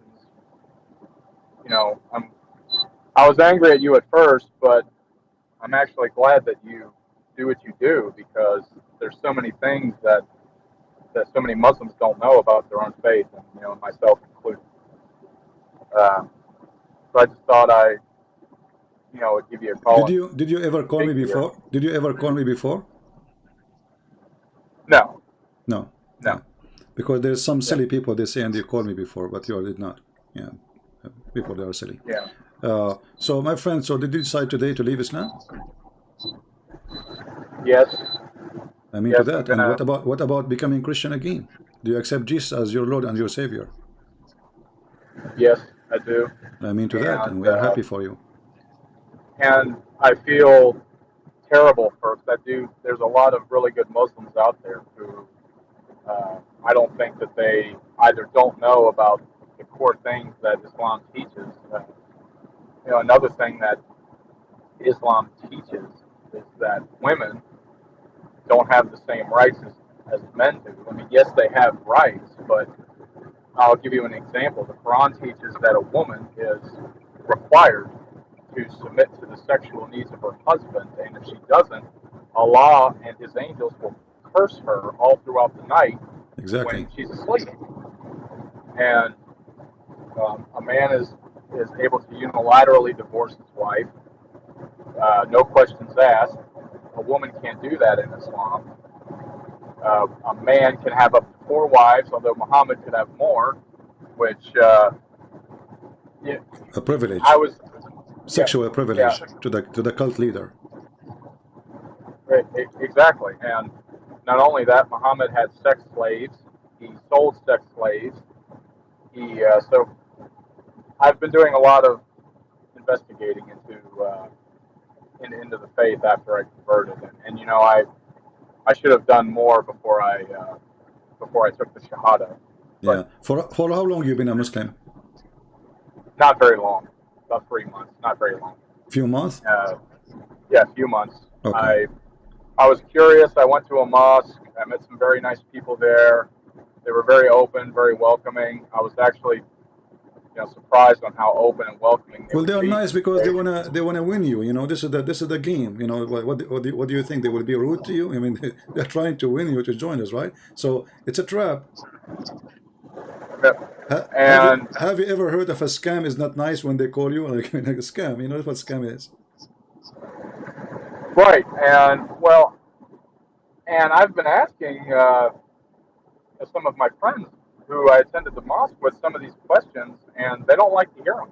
They don't like to hear them. They don't like answering them. You know, or they say things like, "Well, you're taking it out of context, you're misinterpreting it," and it's almost as if Islam is never wrong, ever. The Christians are always wrong, and Islam is always right. Islam has never killed a person. It's never done anything that would reflect negatively on the faith. And I was also looking into ISIS and other terrorist organizations that have done, beheadings, and rapes, sex slavery, and all of these things. And I thought, before I converted to Islam, I thought, well, that's not real Islam. I thought, most Muslims don't do that, so that's got to be a perversion of the faith. And what I found was Muhammad, during his lifetime, beheaded several thousand people during his political campaign after he went from Mecca to Medina. He then became a politician and a jihadist, so he switched from religion. He turned to politics, and his favorite method of execution was beheading. That was his favorite way to. Actually, his favorite was a crucifixion and putting nails in the eyes and cutting hands and feet. Oh, yeah! Wow, what a good trade-off. Yeah, this is his favorite, and this is actually in the Quran. So, and Muhammad, he practiced that. He put nails, he heated nails, and he put them in the eyes of those people who oppose him,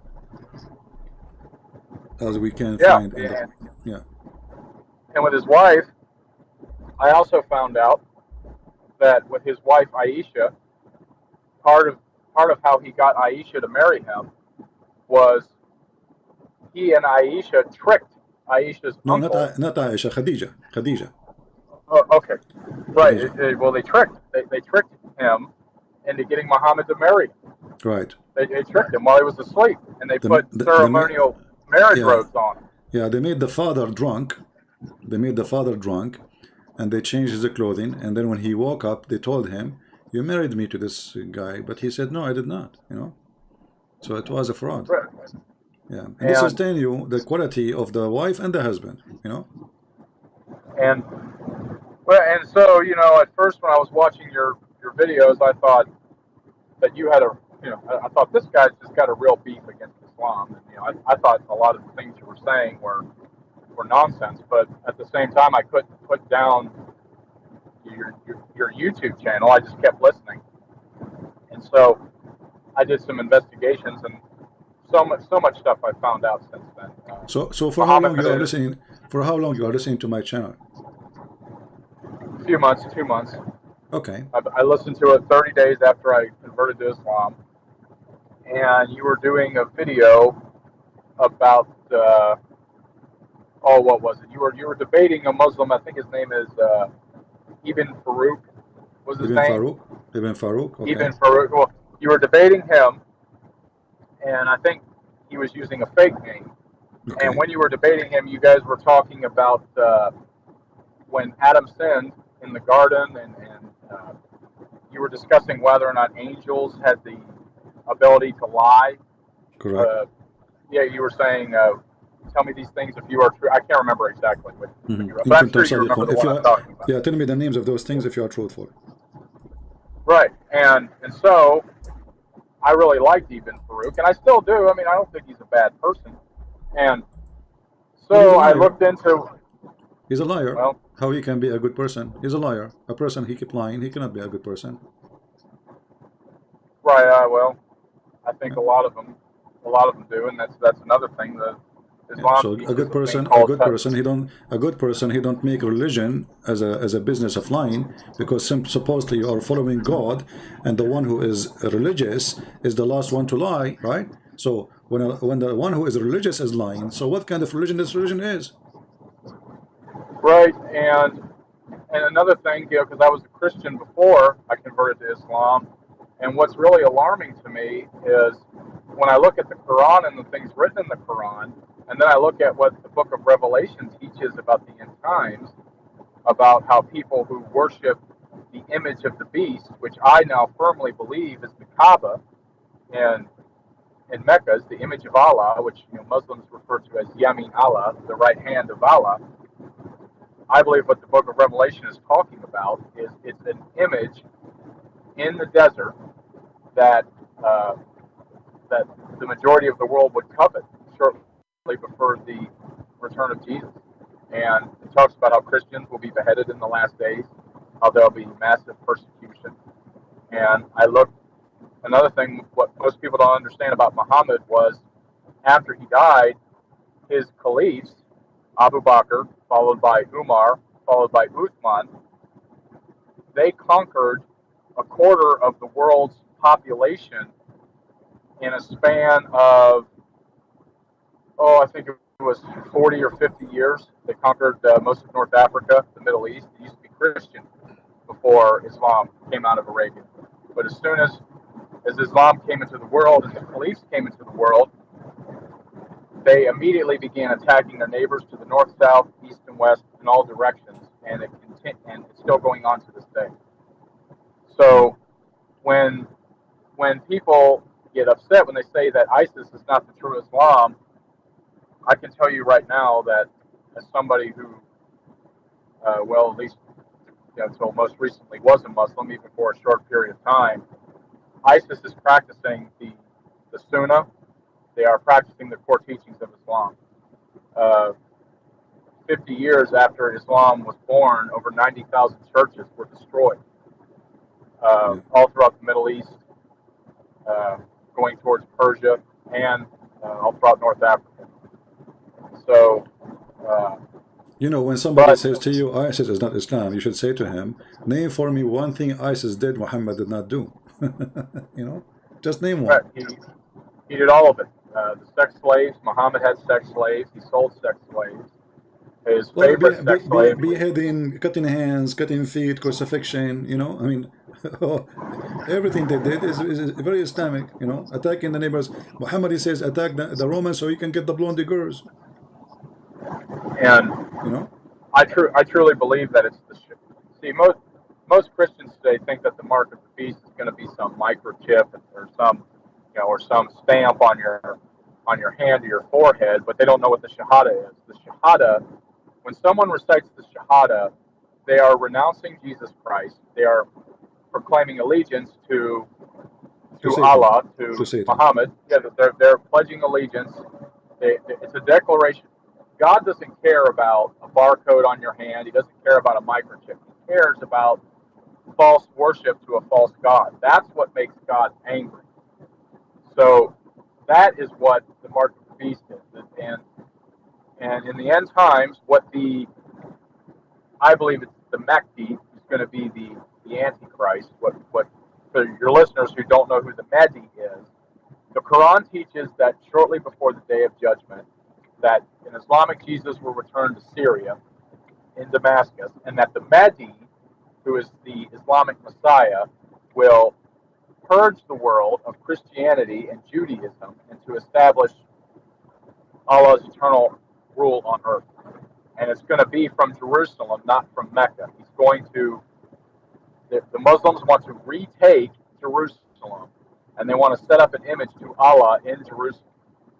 And all of this is in the Bible and the Quran. So Christians it's imperative that when you talk about end times, that you don't just look at your Bible. You have to look at the Quran, what Muhammad taught in the Sunnah and the Hadith about the end times, because it all bears a direct relevance to all of this. And Well, my friend, we But are happy. We are happy that you decide to leave this garbage. And if you know any of your friends, you met them during the time you became a Muslim in the mosque, and they were a Christian, they converted to Islam, let them watch my videos and ask them to be free to call me if they are still not convinced to leave Islam. right, Right? and yeah, and you know, with the apostasy laws, you know, I Well, don't called worry you about today apostasy law. Don't worry about it. Here, they don't dare to do anything. Here we go. I live in America. I laugh at Muhammad every day. What they can do about it? We are men. We are not cowards, right? right, We and are men, and yeah, I'm not worried we about are not anything cowards. happening to me here, Yeah. What? but the reason I'm bringing up the apostasy laws, yeah, I'm not worried about anything Yeah. happening here. Don't It's worry. just many Muslims take these apostasy laws very seriously. No, they don't. They don't. People are leaving And a lot of Islam, people my think friend. it's a joke. It's People are not a leaving joke. Islam. No, people are leaving Islam in the Middle East, left and right. Just go and see in the Middle East what's happening. You know, all days is over. All this is over. The only place is crazy is like Pakistan. You know, Pakistan is those are the country. All of it is controlled by terrorists. Bangladesh, maybe Pakistan. But if you go in the Middle East, if you go to many countries in the Middle East, you will see many even changing their names from Muhammad to George or whatever. You know, so all this is really over. Even now, the Islamic fatwa of Egypt, because many they are leaving Islam, they don't dare anymore to say we want to kill him. There's no, that's it. The law of apostasy in Egypt cannot be practiced. The law of apostasy, even in Saudi Arabia, cannot be practiced. They have now music, they have theater, they have a party. Even now, the Saudi prince established a bikini beach. So all days is over, and I assure you soon the Saudi Crown Prince of Saudi Arabia will allow Christians to build the churches because they are trying to fix this country, which Muhammad damaged it. So there's a big revolution in the Middle East right now, and the Middle East is a change. Just last week, the government of Emirat, they changed the holiday or every weekend from the normal Friday to be Saturday and Sunday. So from now on, Muslim in United Arab Emirates, they have their weekend as us, Saturday and Sunday, which is following the Bible. Right, and for your listeners too, another thing, when people first convert to Islam, they really just, like, I was born in the United States, I'm an American, I was born and raised as a Christian. When you convert to Islam, they're really obsessed with micromanaging everything you do, how you dress, how you speak, what you're allowed to say, what you're not allowed to say. Everything is haram. Absolutely everything is haram. You got just people bugging you night and day, and if you don't show up to mosque, you don't show up to prayer, you have people calling you wanting to know how come you haven't shown up. Yeah, they harass you. I mean, you know, it's harassment religion. They're trying to intimidate you too. They try to intimidate you to tell you we are watching you in case you do not know.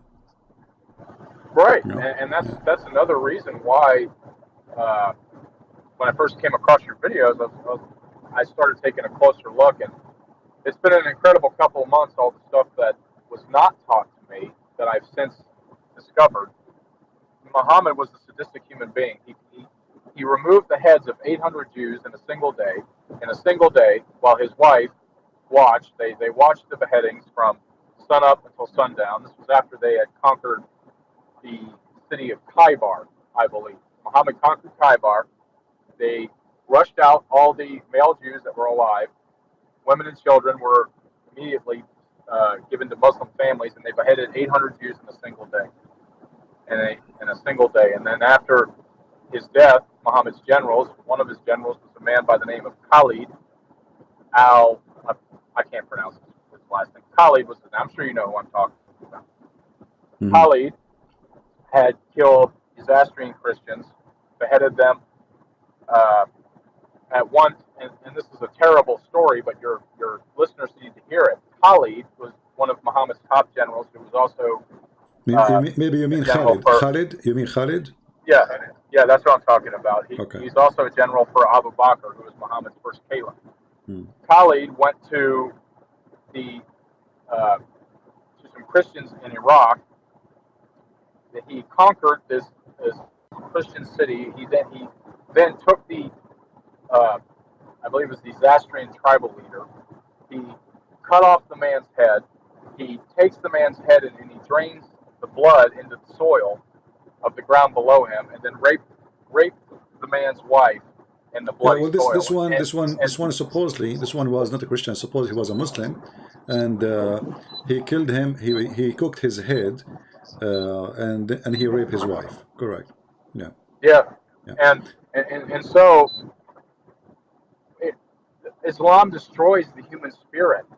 These are when you think of these acts that Muhammad did and then his close companions did. This is why I'm leaving Islam. I can't follow this. I cannot follow this. I cannot follow somebody in good faith who not just he did these things, but his generals and his caliphs did these things. So these were the apostles of Muhammad: Khalid, Abu Bakr, Omar. They are gang. The caliph after that, Uthman. They Yeah, all so did so those. the so the point is, if he is the same as his friends, all of them, they are a bunch of filthy criminals. All of them. And now one thing I'm with many Muslims today that I am happy about is that many of them don't embrace this interpretation, or they don't embrace these acts. But what's sad to me is they believe. No, my friend, you are wrong. They do. Yeah. They do embrace it. They do embrace it, but they are hypocrite. So when they live in the West, they are not in the place they can say the truth, because that will cause them to be in trouble. So because they are, this is religion of hypocrisy. Chapter 3 verse 28, it says, you can speak to them in a friendly way while your heart dislike this. So they don't really, all of them, they embrace it. If you ask this Uthman ibn Farouk, if you ask him, do you support killing the Christian and the Jews? Your prophet says when I kill the Jews in the judgment day, he will never dare to say yes, you know. But if he is living in Afghanistan, he will say yes. You know what I mean? So Yeah. those people depend where they live. They don't really, when they say to you, oh, we don't embrace ISIS, they are lying. All of them, they support ISIS. The one who don't support ISIS is government. Because why? Like the royal family of Al Saud, they knew that ISIS and Al-Qaeda is a threat. Why? Because they want to take their place. But they are not opposing them because they are bad Muslims. They are opposing them because they want to take their place. You know what I mean? Yeah. Or maybe I'm at the same time, maybe I'm forgetting to remind myself that Islam teaches that it's okay to deceive unbelievers if it spreads or advances Islam. And the Arabic word for it is called taqiyya. Taqiyya, yeah. Or hudna. Hudna is another word. Taqiyya, chapter 3, verse 28. Yeah, so it could be perhaps that, and it's hard to tell. You know, maybe they're just deceiving me because, you know, especially with new Muslims, people who just convert to Islam, you know, they don't know anything about Islam. It's really easy to deceive them, or to maybe paint a picture of Islam that is not the real Islam. So I pray that a lot of Muslims will leave Islam. You know, Muhammad. It's my personal belief that this religion was started by Muhammad as a justification for political conquest. For money, for power. This is what Muhammad is about. He's a satanic man. He made a privilege just for his private part. He made a privilege just for his pocket. He made a privilege even for God, because he made himself his God on earth. So whatever the prophet says, you obey. So he became God on earth. So this guy, this madman, he is perverted, he is sick, he is filthy, he is a criminal, and he used God in order to conquer. At the same time, he said, there's 5 names given to me. One of them is Al-Mahi, which means the eraser, and I will erase Christianity and Judaism. So Muhammad, he made it clear. I have a purpose. I am the evil Muhammad. I'm going to erase everything good in this earth. I will erase the Messiah. I will erase the angels. I will erase God, and I will place myself instead, and I will make this earth is a land of a bloodshed. And he said, I've been ordered, commanded to kill all mankind until they say there's no God but Allah and Muhammad, except the Muslims. So if you are a person who bow down to the devil, Muhammad will not kill you. If you don't bow down to the devil Muhammad, he will kill you. And this is a clear sign of a filthy man. He's a scumbag. My friend, I want to say thank you for calling us. We cannot keep you for longer, but I'm glad that you decided to leave Islam. And I hope maybe in the future you can call us to share more stories of your experience. But today, by the way, your voice was very low. Maybe next time is going to be better. Oh, yeah, sorry, I have my Bluetooth then. I apologize. Thank you, it's Christian all right. friends. Have It's a all right. wonderful day. It's all right. Take care. Bye-bye. So here, actually, I would like to hear this gentleman again calling us, because we want to learn from him and those who left Islam how the Muslims even got to their head. So I hope in the future he can call me, and I'm telling him from now he can call me.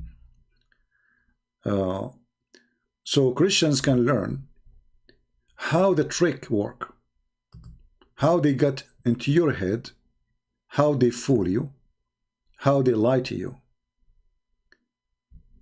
And you know, all of us, we do make mistakes. But remember, mistakes about God is pricey mistakes.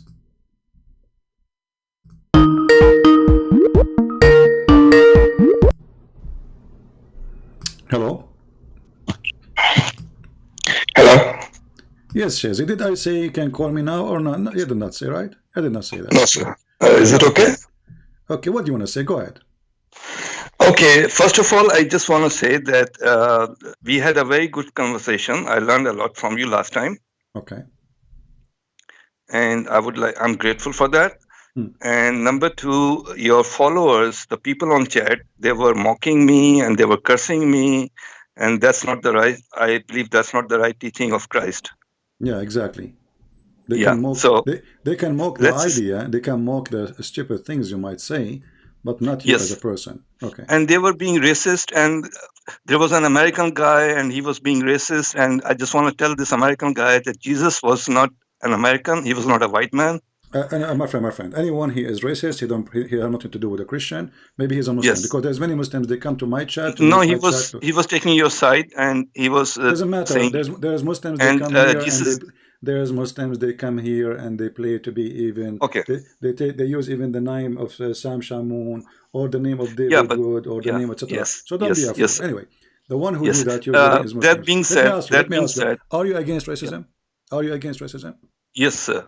So how come you are not against Islam? That being said, you were asking me to mention you something about Christianity. Yeah, but because I want to learn more from you. As long as you are a Muslim, before we go to Christianity, as long as you mention to me racism, how come you are not against Islam? Let's talk about Christianity, and okay, I'll answer all your questions, because last time we will talk about Christianity, no problem. If you are against racism, are you against Muhammad being a racist, or you support that? Are you not talking about Christianity? Because we will talk about Christianity. Are you ashamed of talking about Christianity? We're talking about it. You will give me the verse from the Bible. We'll read it, no problem. But I'm asking you now. If you are truthful, I will talk to you about racism both in Christianity and Islam. Okay, so let us start with Islam. Okay, are you against racism in Islam? I'm very much against racism in Islam, in Christianity, in all the religions. But let me begin with Christianity, because that's where we left last time. Okay, go ahead. Give me a chance. Thank you. Go. So tell me, how can someone sell his daughter for slavery? Is that what kind of religion is that? You see, when people they mock you in the chat, I don't blame them, because this is stupid. What does this have to do with racism? Exodus 21. What does this have to do with racism? No, I'm talking about Christianity. No, I'm talking about Christianity. Now you said you're going to show me racism in Christianity, and no, you wanna pick and choose what you wanna say. Okay, no, you said racism. So let me answer. Are you ashamed of this? Are you ashamed what is in the Bible? Answer you. No, we're not ashamed. We're never ashamed. This is why we have so answer me then. You see, if we are ashamed, we will not keep it there. How can you sell your daughter to slavery? I will tell you how. Just don't be stupid. This is about selling the service for your daughter or even yourself. The Hebrew, there are ground rules. Exodus 21. Shut up. Let me answer you. A Hebrew person, he can sell his service to be a slave for 7 years. No, it doesn't say that. Exodus 21. Put it on the screen. 21 verse 7 to 11. Father can sell his daughter to slavery. You are stupid, and you are not truthful. Then let me ask you: if I make a challenge to you and I show you the proof that a Hebrew person can be a slave, he can give his service up to 7 years maximum.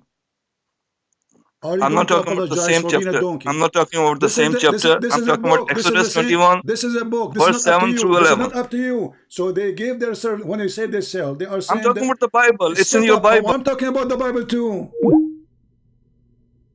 I don't want to scream and lose my voice. Who cares about same chapter or not?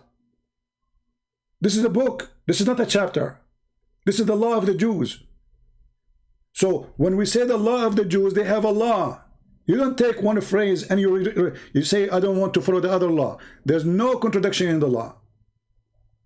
So a Hebrew man, he gave himself as a slave. Those at that time, people, they are poor. The one who cannot make money, he cannot make living, he go to a rich man, he says, me and my family, my daughter, my wife, all of us, we would like to be your slaves. Or if you cannot take us, all of us, well, me or my daughter. So the sale of a daughter here is not a sale, because that person cannot even sell that person. It's a sale of service. Today you sign a contract, you want to work with somebody for a year. So either you want to be a coward, either you want to be a coward, you don't want to listen, and you are a hypocrite. Let me ask you, so are you a person who says, if a verse in the Quran says something, and a verse in the Quran say different, something complete to it, we take only one verse? No, we are not taking only one verse, we are taking the whole chapter. Exodus 21, no problem. verse 7 through 11. Hold on. So can you put it on the screen? Do we take only one chapter, or we take the whole chapter? We take the whole book. So if one chapter, do we take the whole book, or we take only one? You're cherry picking Islam, but you're not cherry picking Christianity. Are you ashamed of that? It's you who is making cherry for a chapter. Okay, shall I go to another chapter about slavery? Who cares? There's so many. There are tons. There are tons. It's not the only one. You are stupid. You are saying to me, I just answer you, that a person, a Hebrew, he can be serving as a No, I'm talking about a father selling daughter to slavery. This is not the a same. Hebrew person. This is the answer. I give you the answer. answer. There are ground rules for what the slave should do. Okay, hold on. Let's hold on. So I'm going to ask you right now. Do you Muslims sell your daughter for slavery? No, in Christianity we do that, but not in Islam. We don't sell daughters for slavery. First of all, you eat it. This is not Christianity. This is Judaism, and this is the law of Moses. Yeah, but you're not following. This is the Bible. You don't follow that. No, we follow. You don't believe in that? Isn't it your prophet says this is the law? Okay, what about Peter 2:18? Slaves submit to your masters. Hold on. You see, don't be stupid. That's the Bible. That's your Second Testament. We can't talk in the same time. All right. So, isn't it your Quran says that the law of the Torah was given to Moses? Yeah, but then it was changed. Who changed it? People did. Where? Because okay, let's talk about the Second Testament. Don't. We are following the slaves submit to your masters. Peter 2:18. Don't change, coward. Don't change. One by one. You just said it's changed. How it's changed? I don't know how it changed. Maybe you changed it. No, I don't know who changed it. Why you're stupid Quran saying? Because you're 2,000 years old. Maybe you changed it. Hold on. So why you're stupid Quran saying, I agree with what you have? Yeah, with the original book, we agree with what you have. Okay, what you have, but you say you are going back again to the Bible because you're ashamed of Christianity. Okay, let us see. I talked to you. Okay, let us see. I talked to you for 1 hour only about Islam last time because I'm not ashamed of Islam. No, you are ashamed of Islam and not ashamed of Christianity. I talked to you for 1 hour and you were defeated. That's why you don't want to talk to me. That's why you're hanging up because you're ashamed of your books. Let us see with a shame. You are angry because I wiped the floor with you. You are the one who agreed that your God is the moon god. Yes, so what's wrong with that? What's wrong with that? The moon god means you are worshipping the devil. The moon god is a No, we are not worshipping the devil, we are worshipping God. Read for me in the screen in front of you. You say that you are worshipping a man. Let us see. We worship a man, no problem. But this man is God. Yeah, but so the same way. It's just the image. No. It's the image of God. This man you are talking about, he's alive or dead? The man is alive, not God. God is not. God is there. This man we are worshiping, he's alive. So if this man is alive, then are you telling me that the man we are worshiping, is he alive or dead? So you are telling me that there are two gods now? This is not the question. There's a man who's alive, who's God, and then there's God. Abdul, don't be stupid. I'm asking you, the one we worship, he's a man. Why you don't want to talk about Exodus 21, verse 7 to 11? We answer you about it. You are the one What about Peter? What about Peter 2:18? Slaves submit to your sister. You are the one who said that the Bible has been changed, so we have to cover that too. We are going. For Matthew chapter 5, verse 28. Anyone who looks at a woman and thinks of her commits adultery. What kind of book is this? What? Say again. Anyone who looks at a woman and thinks of her commits adultery. What kind of book is this? Okay, so your prophet, he went. You look at a woman and you have committed adultery. You look at that's in your Bible, the New Testament. Okay, you don't agree with that, right? Yeah, if I look at a woman, have I committed adultery? What kind of book is that? What kind of religion is that? Last time you called me 2 days ago, I said to you, you're a prophet. He made a verses saying, any woman, she can offer herself to the prophet to if her. You said to me, women, they love to sleep with the prophet because they want to do. No, I said women are attracted to famous and big people. That's what I said to you. Okay, so in the Bible it says you have to be decent. If a man, he look at a woman, she is not his, that will make him commit an adultery. Which mean the Bible. That doesn't make sense. It doesn't make sense because you are a filthy Muslim. Because anyone who thinks of her commits adultery. If I'm thinking of a woman, am I committing adultery? Because you are a filthy person. You are saying to me that if you go to your wife, your brother or your son wife, you look at her. And women are stupid and inferior to man and should just shut up. Timothy 2. We will go to that. Timothy 2, chapter 2, verse 11 to 14. Like a monkey. Don't make me. No, there's so many things. You're jumping like a monkey. I'm just telling you. What's wrong with your Bible? What kind of book is this? One by one. Are you saying to me that if you go to your own son, it's okay to look at your son wife and you desire her? No, you can look at any woman and it's adultery. Any woman you look at, you have a job, and there are so many women at your job place, and you're looking at them and you are a stupid donkey. That's not what the verse says. Don't call me again. It's talking about a man, he desire a woman, your son of muta. Where does donkeys come to me from? So if this is make the Bible bad, so what is good then? What good is Muhammad the coward, he went to his own son. He flirted with the wife in the house of the husband. And this man complaining that the Bible says if you look at a woman and you desire her, you are bad. Can you believe how filthy this cult is? He is angry, saying, what kind of religion this? It says if you desire a woman, she is not yours. What kind of religion this religion is? In the same time, we have the Quran saying, Allah was speaking to Muhammad saying, why you hide what is in your heart and what Allah revealed to you about Zainab? The God of Muhammad is encouraging Muhammad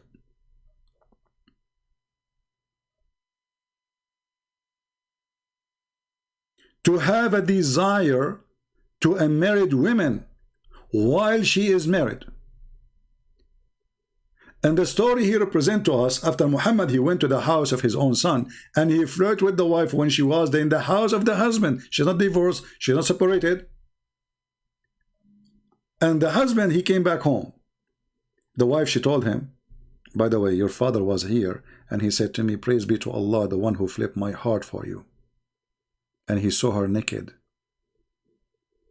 The husband, the hadith says, فَفَطِنَ زَيْد. So Zayd, he noticed. Fatin, which means like not only notice, like he got it, you know? So he went to his father and he said to him, Father, this woman, she hurt me. She say she is very proud, she is a bad woman.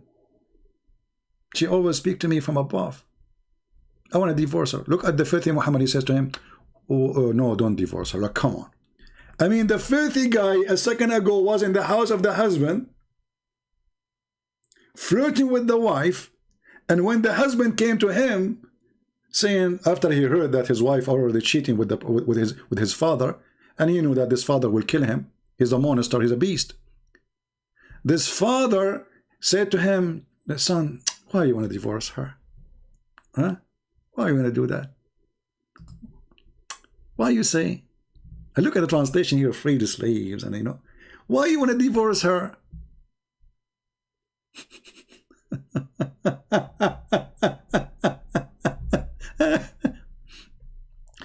Keep her to yourself. This potato is upset. You see, you are just a stupid fool. This is why I'm not going to waste my time. And as long as you are against slavery, you son of muta, then what kind of religion? All of it is about slavery. If you are against slavery, and you know, he said this is racism. Do you see the stupidity? This is racism. We ask him, what is racism? He says, a father, he sells his daughter. All your Quran is about slavery. Even a slave of war in the Bible, you cannot have sex with a slave of war without marrying the slave. And a slave of war cannot be sold. It can be freed only. It's not for sale. Muhammad, he bought, he sold, he captured, he raped. The Quran in chapter 4 verse 24 says, it's forbidden for you to have sexual intercourse with married women except those who they are captured. In the Bible, this is absolutely rejected. A man, if he want to have sex with the slave, he have to marry the slave. And that means the slave is free. So this potato, you know, this is the racism. What kind of religion says if a man, he look at the women, this is bad now? This is bad? This is bad, yes, because he's a Muhammadan. Muslim, they want to look at every woman walking by. Look at the filthy Muhammad. A woman, she walk by. She's wearing burqa. But she made Muhammad horny because Muhammad is filthy. So the Bible preventing the Christians from doing such an act. Islam is encouraging the Muslims to look at their own. If this guy, he go to his brother's house, he will start looking at her ass, for he's following Muhammad. People, did you hear it?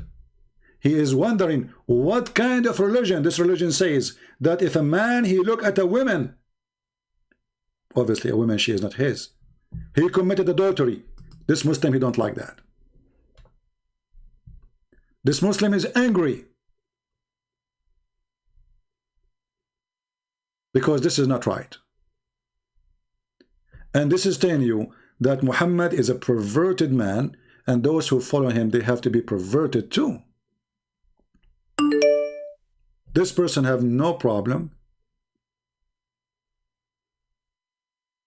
to look at his own daughter, maybe. Actually, do you know that you can have sex with your daughter in Islam? This Christian prince is lying. There's in the Quran, there is a verse says you cannot have sex with your daughter. No. The Quran says you cannot have sex with your daughter from marriage. But if you have a daughter out of marriage,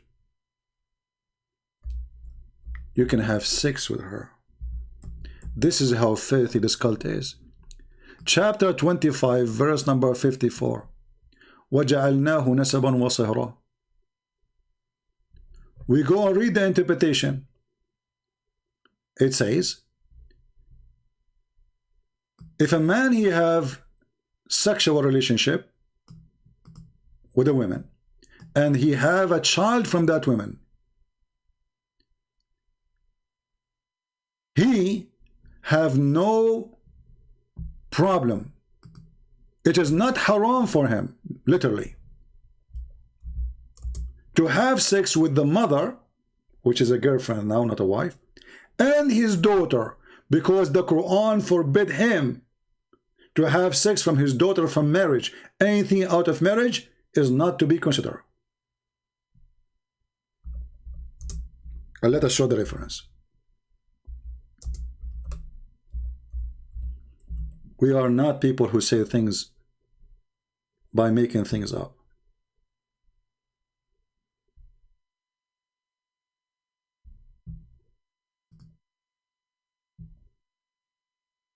Let us open the interpretation, and you will see in a second how filthy this cult is.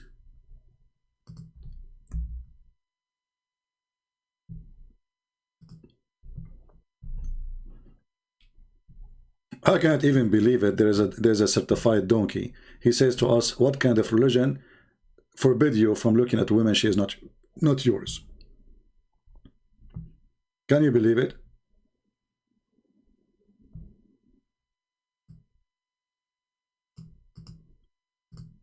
I opened the website of Saudi Arabia. Is not working. Let us try their website.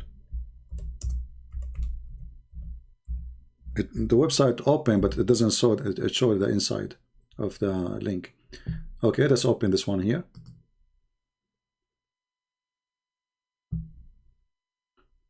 This is Tafsir al-Qurtubi. This is Sunni Tafsir. This is not Shia. This guy is a Sunni. Volume number 13, page number 59. And I'm going to show you the translation in English.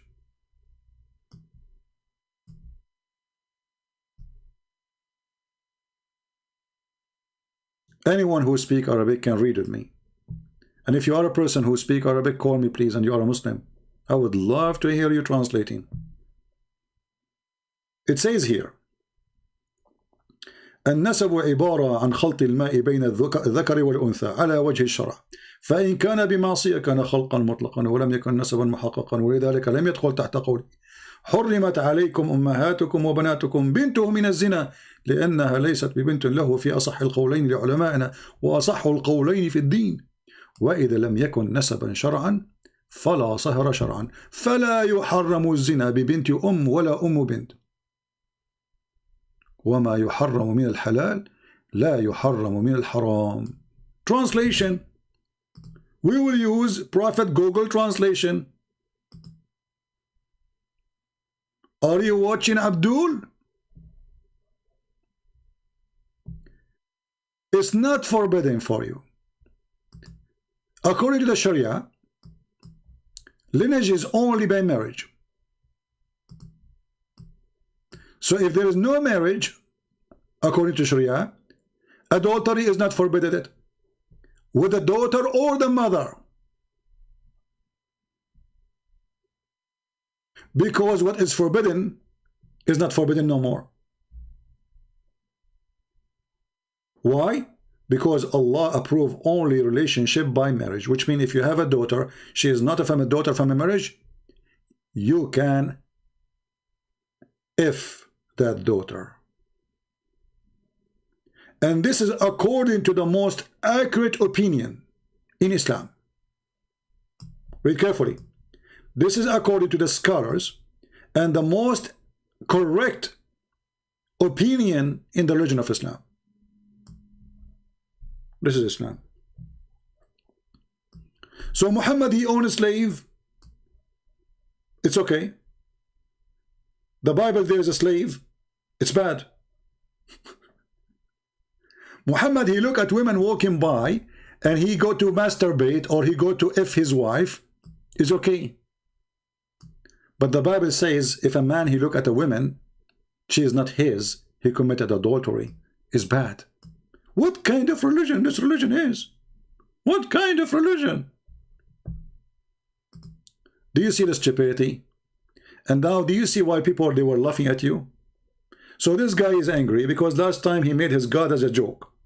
We were dying laughing. He said that his God is the moon god. I mean, I cannot even count how many stupid things he said exposing his religion.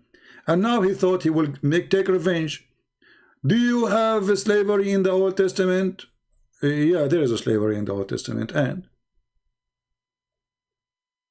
this is racism. The whole Quran is slavery. What kind of religion says that you can sell your daughter? We answer you. This daughter cannot be sold. You see, he is selling when the word they are using the translation. The word sale here is a sale of with the, let us say, is a contract of service. Even the man, he cannot sell that daughter to other person. Why? Because simply the contract is between one person and the other. Today you sign a contract with the company to work with them. Let us say I joined the army, I was in the army. So if I decide to leave, I cannot leave because I sign a contract. Like usually contract, they give you sometime 3 years, sometime 5 years, mostly 3 years. So 3 years contract. If you try to leave before that day, they will send the MP to capture you. Literally, you are a slave of the army now.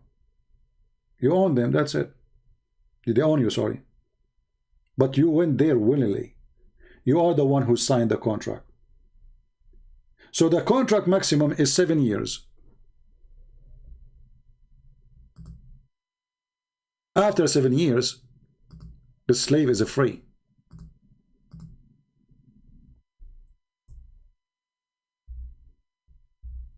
He is not a slave forever. A slave because he is poor. He is desperate to find a job. There's no company at that time. You go work, come back to me. Those people, they want people to be there 24 hours. All what they have is either farming or animals. They don't have a corporation of Apple or Microsoft or work from home.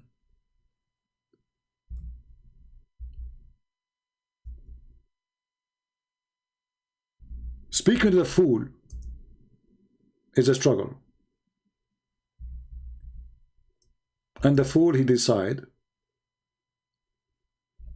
looking at the women, she is not yours, is bad.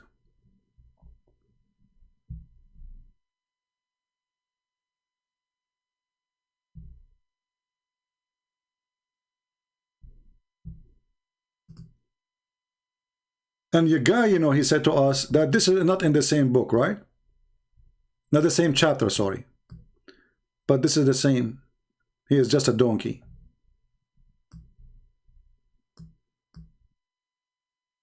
This is Exodus 21:2. If you buy a Hebrew servant, you see it says a servant. Do you know why it says the word servant in translation, some translation? Because it simply present that the slave is a servant. So 6 years, when he entered the 7, he have to be released. So the maximum is 6 years and 1 day in the 7. So by the 7th year, he's out.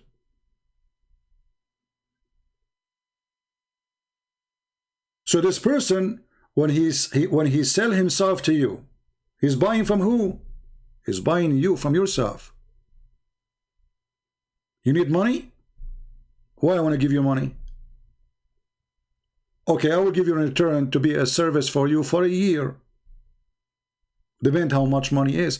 But the maximum is total of 7 years by the end of the 6. Which means when you enter the 7th year, you have to be free. As you see here. If you buy a Hebrew servant 6 years, he shall serve. And in the 7th, he shall go out free for nothing, which means free of his debt. So you gave him money in exchange of him being your servant. This is what the slavery you are talking about. No, it doesn't say that. You are a liar. This is different book. This is the same book.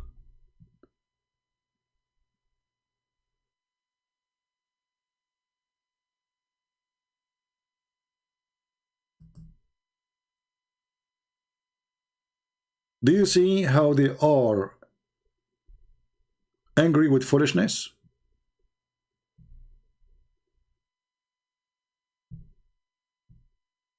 Do we have any Muhammadan?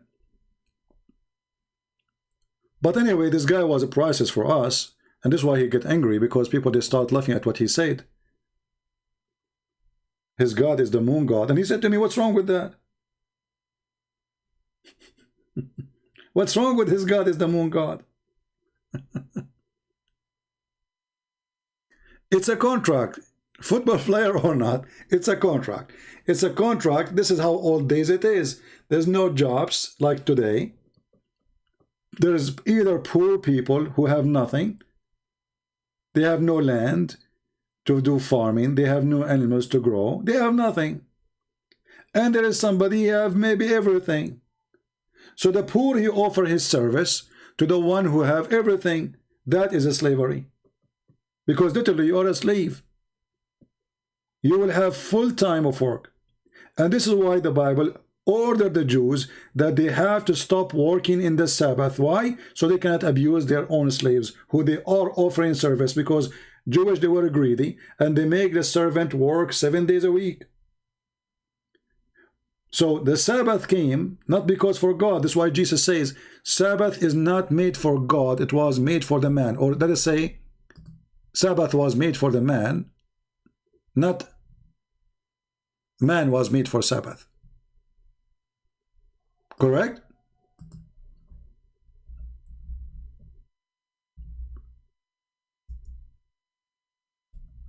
Let us pull the verse. The Sabbath, which is made for the man, God do not need a Sabbath. God do not need a Sabbath. It was made for your benefit. And here you see how Jesus, he was always amazing with his wisdom. The Jews, they worship the Sabbath, but they forgot that Sabbath was made for the man. It's not made for God. What God will do with your Sabbath?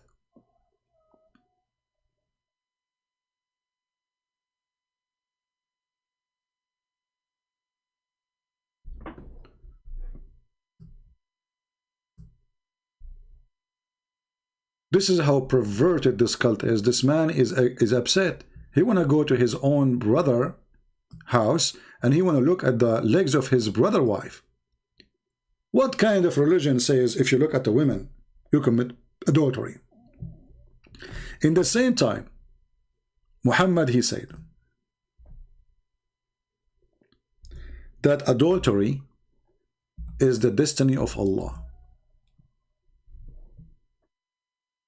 So look how huge the difference between the teaching of the Bible and the book of the devil Muhammad. According to Muhammad, verily Allah has fixed the very portion of adultery which a man will indulge in, and which he of necessity must commit. The adultery of the eye, the lust of the look, and the adultery of the tongue, and etc. All of this is what? Is a fate. So you don't even choose it. In Christianity, no. In Christianity, when you do adultery, it was your choice. In Islam, adultery, it was the choice of Allah.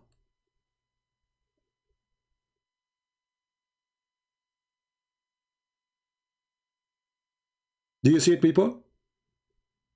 In Christianity, if you look at a woman, she is not yours, you are committing adultery. This is how tough Christianity is. In Islam, you know, even the Quran says, "Illa lamam." Look at this. Illa lamam. What is a lamam?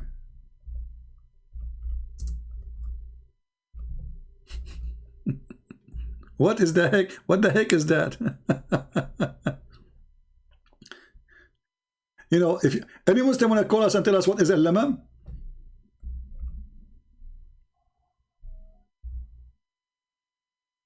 Any Abdul?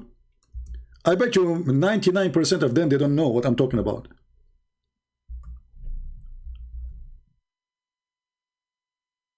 Any Abdul, he knows what is a lamam mean? They have no idea. How they will know? A lamam is, you go and you do have sexual relationship with the women. You touch her, you play with her private part, she play with your private part, you kiss her, even if you have intercourse but in the wrong location. That is a lamam. This is not a big sin in Islam.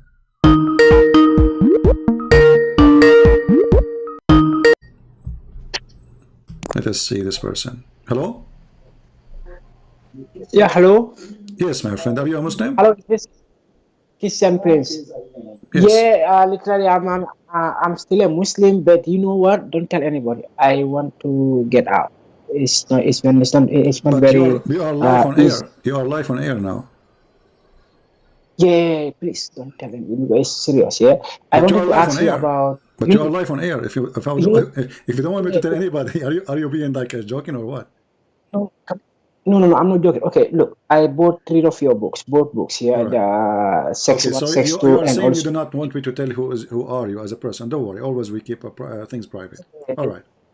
Yeah, please. But I'm from West Africa originally. I'm currently living in Germany. Okay, I am an asylum seeker in Germany. Okay, you know how it works through this migration stuff, and there's nothing wrong about it. But I'm telling you. Okay, now I wanted to ask you about. Do you know anything about this group, this domination called Malikis? Because this is where this is exactly the type of Islam my family is practicing. Okay, Yeah. and just last week I got into a very big fight, virtually argumentation, over the phone. Okay, So I wanted to. Did you know, Christian Prince, the real truth about circumcision?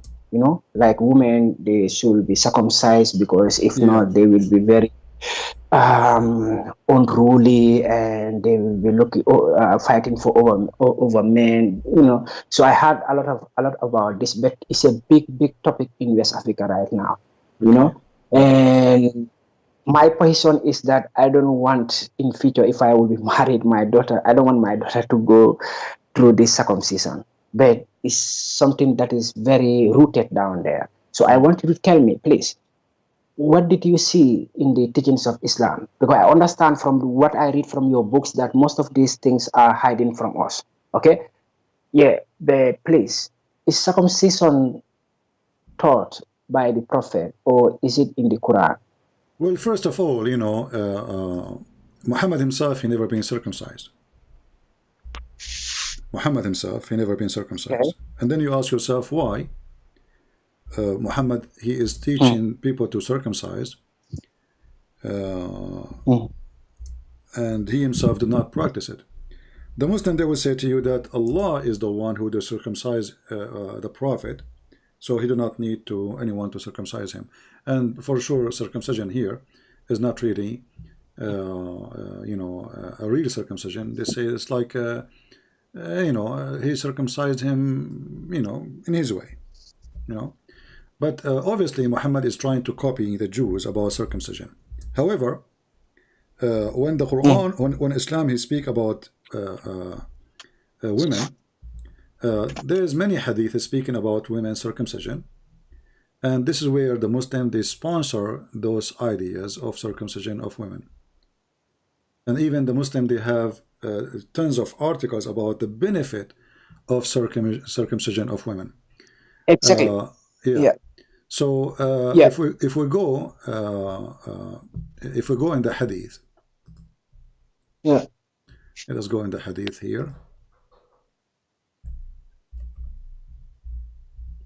Okay. I'm trying just to find the hadith which is speaking about. No problem, sir. I'm ready to learn.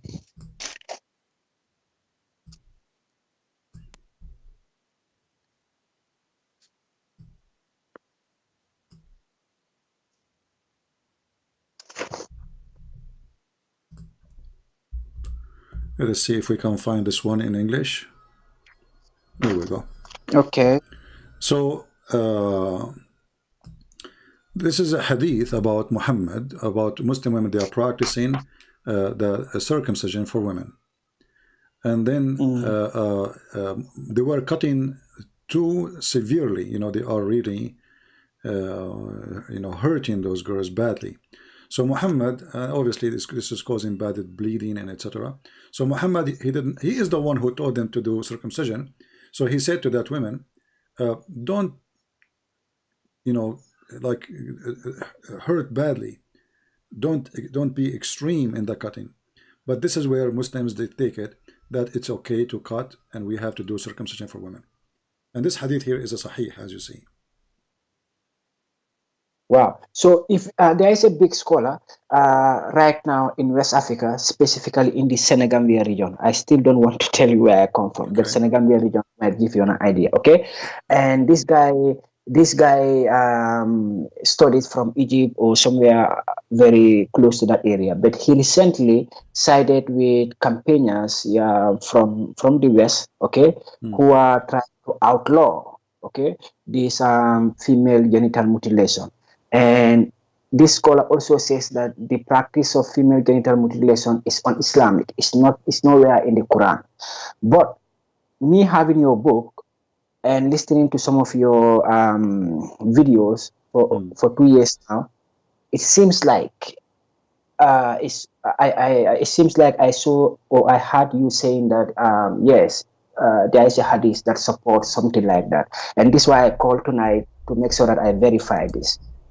Yeah. Well, this is not the only bad thing here, but the question is,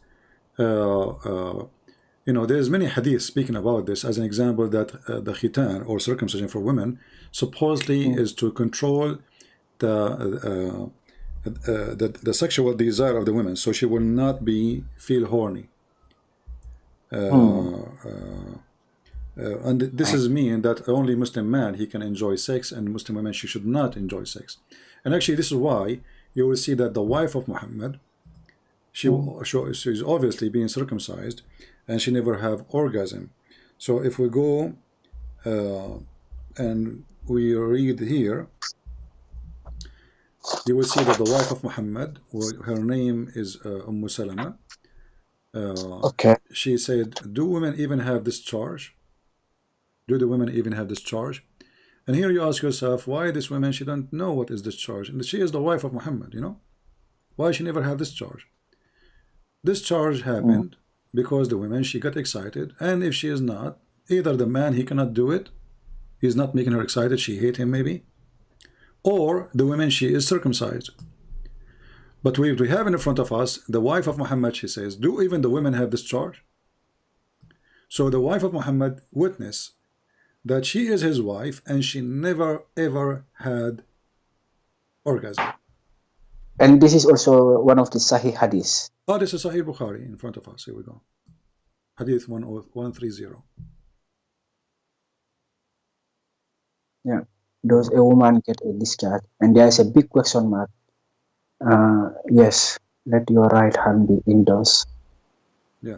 So if you ask yourself, the Muslims, the Muslims, they say Muhammad was so strong in bed. He used to able even to go and do boom boom to all his wives, even his sex slaves, even in hour, which is the word sa'a in Arabic mean today hour, but today in the time of Muhammad mean like 15-20 minutes.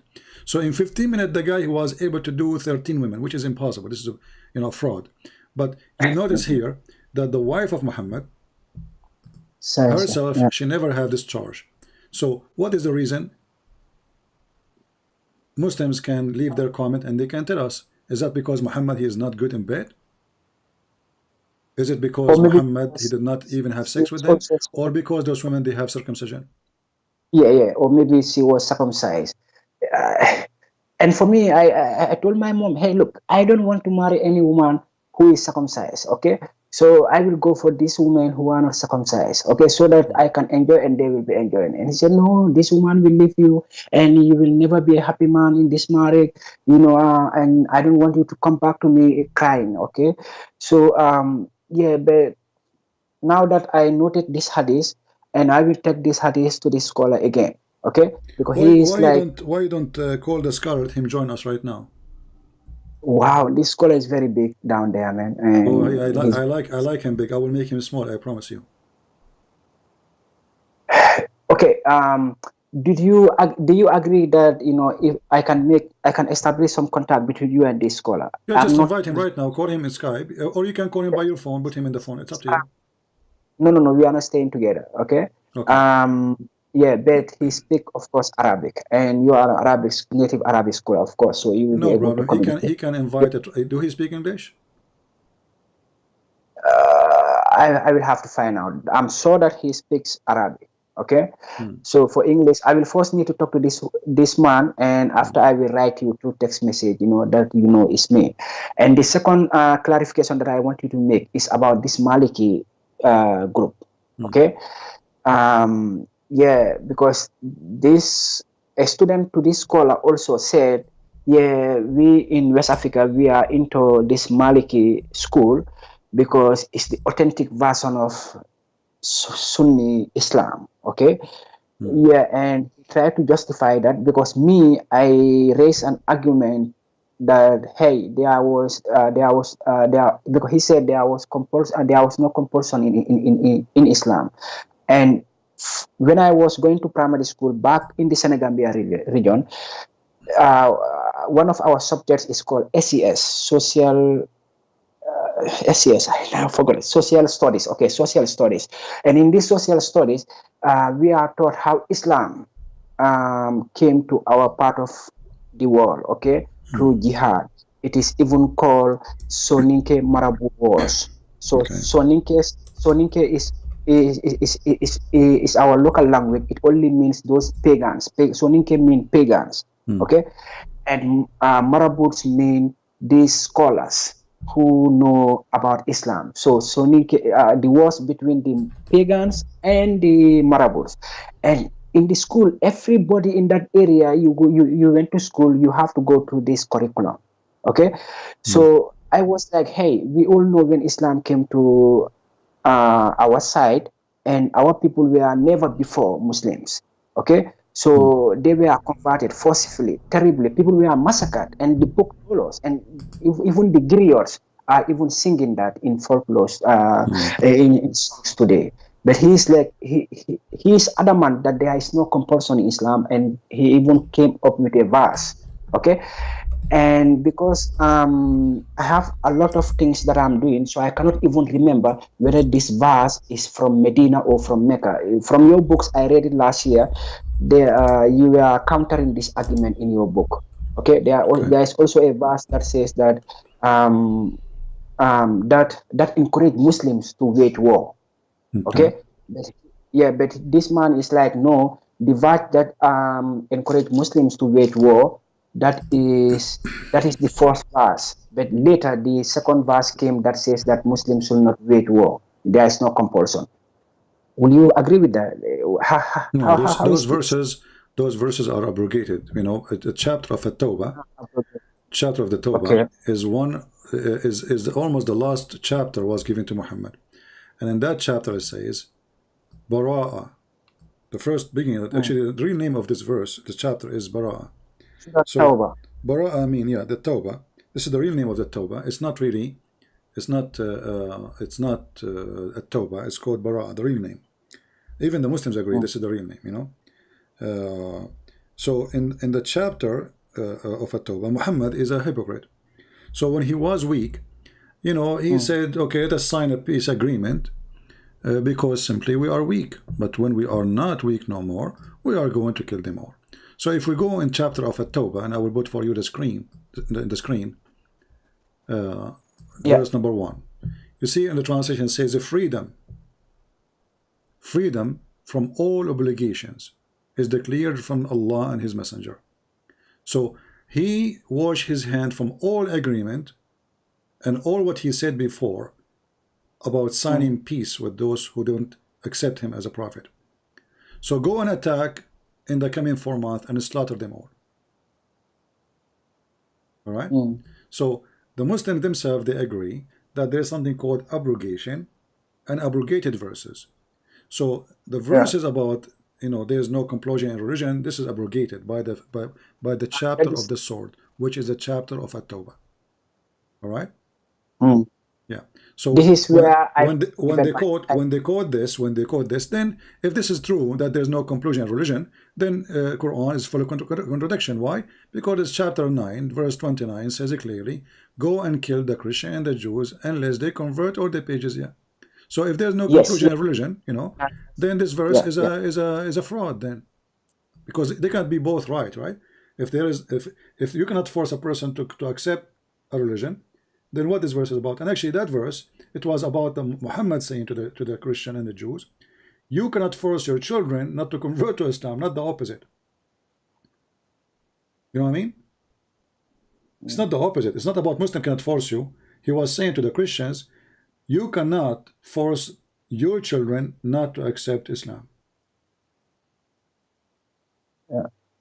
All right. So I now got it. So I want this place to be very clear, because sometimes, like, okay, in your book it says Allah is the best of the deceptors. Okay, Deceivers, and that is deceivers, and that is not you saying that, you are quoting. Like, this is one thing I like from you. Okay, and not only from you, anybody I think who is doing this kind of work, you need to quote the source. You don't have to come with your own opinion, because at the end of the day, we are very plenty in this world. Everybody can have his or her own opinion, okay? But you have to quote from the source. And what my point is, like, they can be very deceptive, because for me, I cannot remember or figure out which verse was earlier, okay? And he was like, hey, the earlier verse was that Muslims have to wage war, they have to fight, okay, because the prophet and his band were very persecuted down there in Makkah, and that was why this verse came. But later in Medina, there is another verse that says that nobody should be forced. But this is, I cannot wrap my mind around this after listening to you for a while. So, my friend, did you decide to leave Islam or not yet? Yeah, honestly, like, please don't tell anybody. Okay, yes, I already said I'm from West Africa. Okay, so yeah, that's okay. But they will not locate me. So yeah, I honestly leave Islam. Okay. All right. Okay.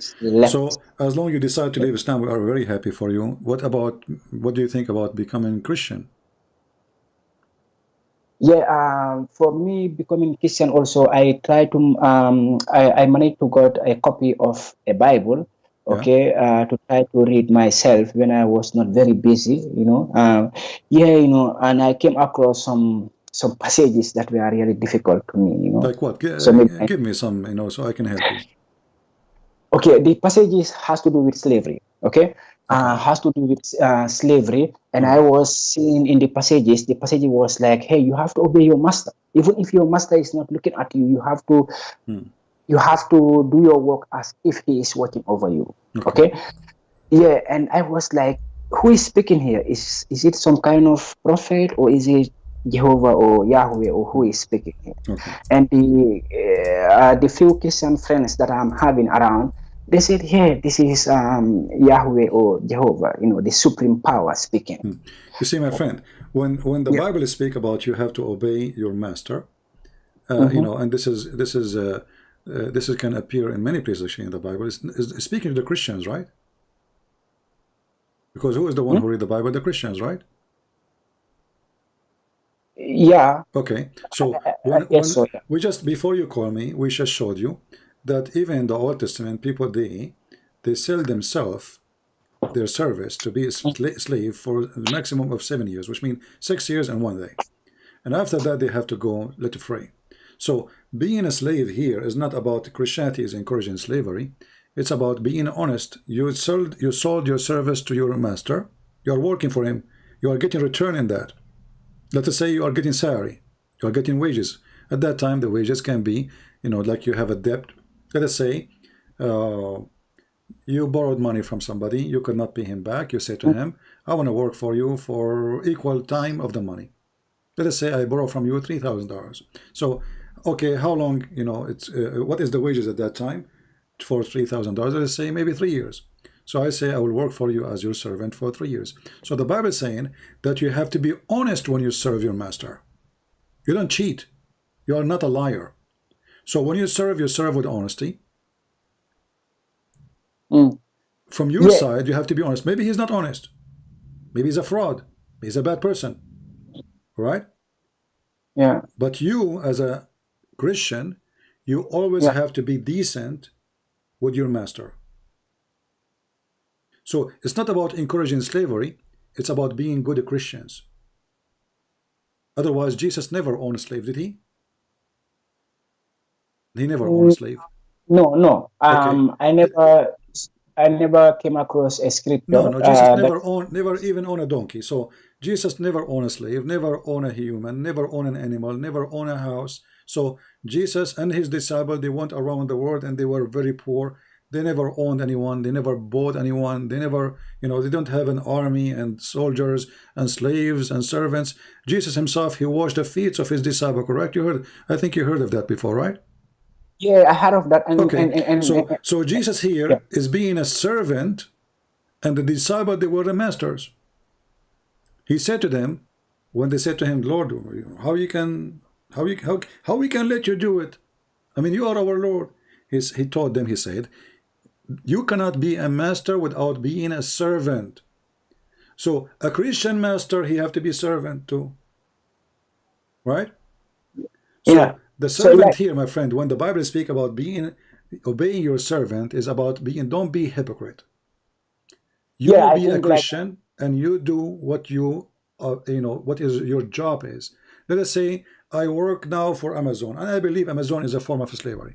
And actually, truly, I believe that those big companies, they are enslaving people. Calm down. You said what? Amazon? I believe Amazon and those big companies is a form of slavery today. A form of a slavery, okay. A form of yeah. slavery, yeah, because they make billions, trillions of dollars, and you get $8 an hour, you know. So they're what you need them, you need them. So you give your life for them. You work for 20 years, and then you get what? Hardly you can afford to buy maybe an apartment. But the one who is your master is a filthy rich, right? So this is a form of slavery, but this slavery is different today. You go home, you watch TV when you are done, you know. Because here the master, he don't want to be responsible for you. So after the 8 hours of work, go home because I wouldn't want to be responsible for you. Okay, just go. So slavery still exists, but it's different form. People use people today is different form. However, if I accept to work for the beast of Amazon or Google, I have to be a decent as a Christian. I promise them a service. I have to do it. So this is what the Bible is teaching you. To be a decent human being. Don't tell them I will do the work, but you don't want to do it. Right? Yeah. So I think I need to look into this even deeper and check it very well. But for me, like I told you, this was like a shutdown for me once I saw that. No, my friend. Even the Bible, if you go to 1 Peter, it says, live as people who are free. This is okay, live as people who are free. But he is not free. Live as people who are free, not using your freedom as a cover up for evil, but living as servant of God. So live as people who are free. So even if you aren't free, live as a free person. How you can be a free person? By not being a servant of the devil. So freedom for us as a Christians is to be free from the devil. Okay, I got that. Not really from a master, because a master, you know, it can be a job, it can be a good for me. Even, you know, I like, let us say I exist now 3,000 years ago, when there's no companies, there's no jobs, there's only rich people, poor people. What I would do? What I would do? I will go to a rich man. I will say, I want to be your slave. At least he will give me my food. I will give me shelter. Otherwise, I will be homeless. I will die in the road. So slavery. If it's about capturing people to sell people, this is a different form of slavery. This is you are capturing people and you are taking their freedom and then you sell them out. Slavery in war, well, they slave you like the Jews. We heard, as the Old Testament says, that the Jews themselves being enslaved. The whole nation, the Egyptian, they enslaved them, and the Assyrian, they enslaved them too. Correct? Yeah. Okay, so the Egyptian are what? Aren't they African? The Egyptians, yeah, from what I understand, during this time they were Africans, and also like the color was not even changed during this time. But the point is, African in the old days is enslaving people too. Correct? Yes. Okay, so slavery, it was a behavior, an act of all nations, regardless of the color. Black enslave white, black enslave black, white enslave white, white enslave black. So enslave Asian, enslave Asian. I mean, slavery is all over. However, the Bible, when he speaks about being obedience to your slave, is about being a decent person. Don't go and be a slave of a person and put poison for him, because you are his cook. Christianity is against evil. This is why in 1 Peter says, like, act as if you are free. Act as if you are free, and at the same time, never use your freedom as a cover-up for evil, but living as a servant of God. So, when you see the word slavery, ask yourself the first question: how many slaves Jesus owned? And then you will know that Christianity, if a Christianity is sponsoring slavery, well, here we go. We have someone, the Christian believe is God, right? Yeah. Okay, so if now Jesus said to me, hey, Christian Prince, I want you to be my slave, I will say I will be happy to do so. But Jesus still did not ask us to be slaves. He washed our feet. Do you see the point? Yeah. So Jesus and he is God. Jesus and he is God. He came to come as a servant for us. But he's God. So Jesus, he washed the feet of his disciples. Why somebody, he believe in slavery, and he have people who worship him literally as God? Why he want to wash their feet? They should wash his feet. He's the master. He's the Lord. But you see here that Jesus is teaching us to be very humble and to be not only down to earth, to be the earth itself. Like, Yeah, be decent. you know, yeah, it doesn't I matter what the quoted, price is. yeah, I quoted the slavery passages that I came across in the Bible, and it was very difficult for me. Okay, and you can imagine, like, people like me, we've had and feel so terribly about when it comes to slavery. So I was not understanding very well, but I thought, like, whoever is speaking here is not making justice, because from my understanding of slavery is that there is no righteousness in this partnership. Somebody just literally taking you, and then you are rendering a service, yeah, and this guy have no sympathy for you. He can even literally kill you anytime. He can do any bad things to you. So you are just a slave. And even your children who are born into the system, they will also be slaves.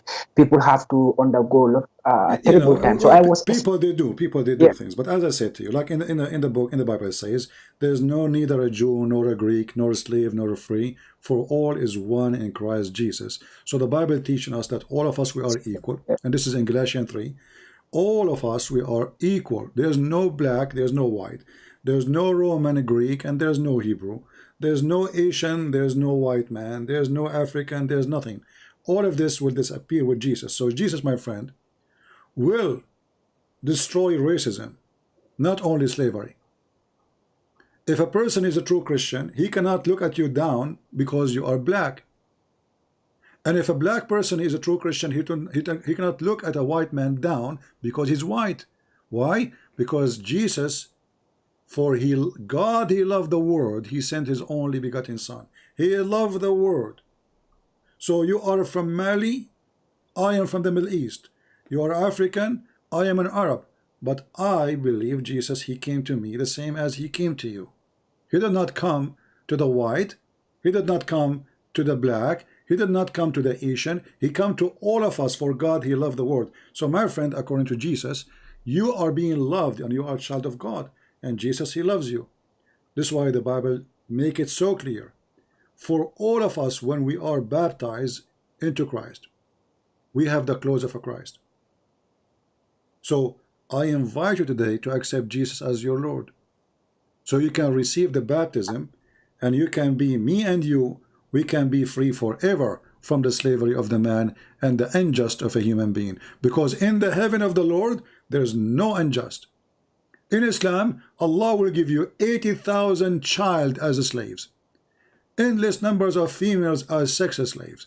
Even in the heaven of this garbage religion, there's a slaves.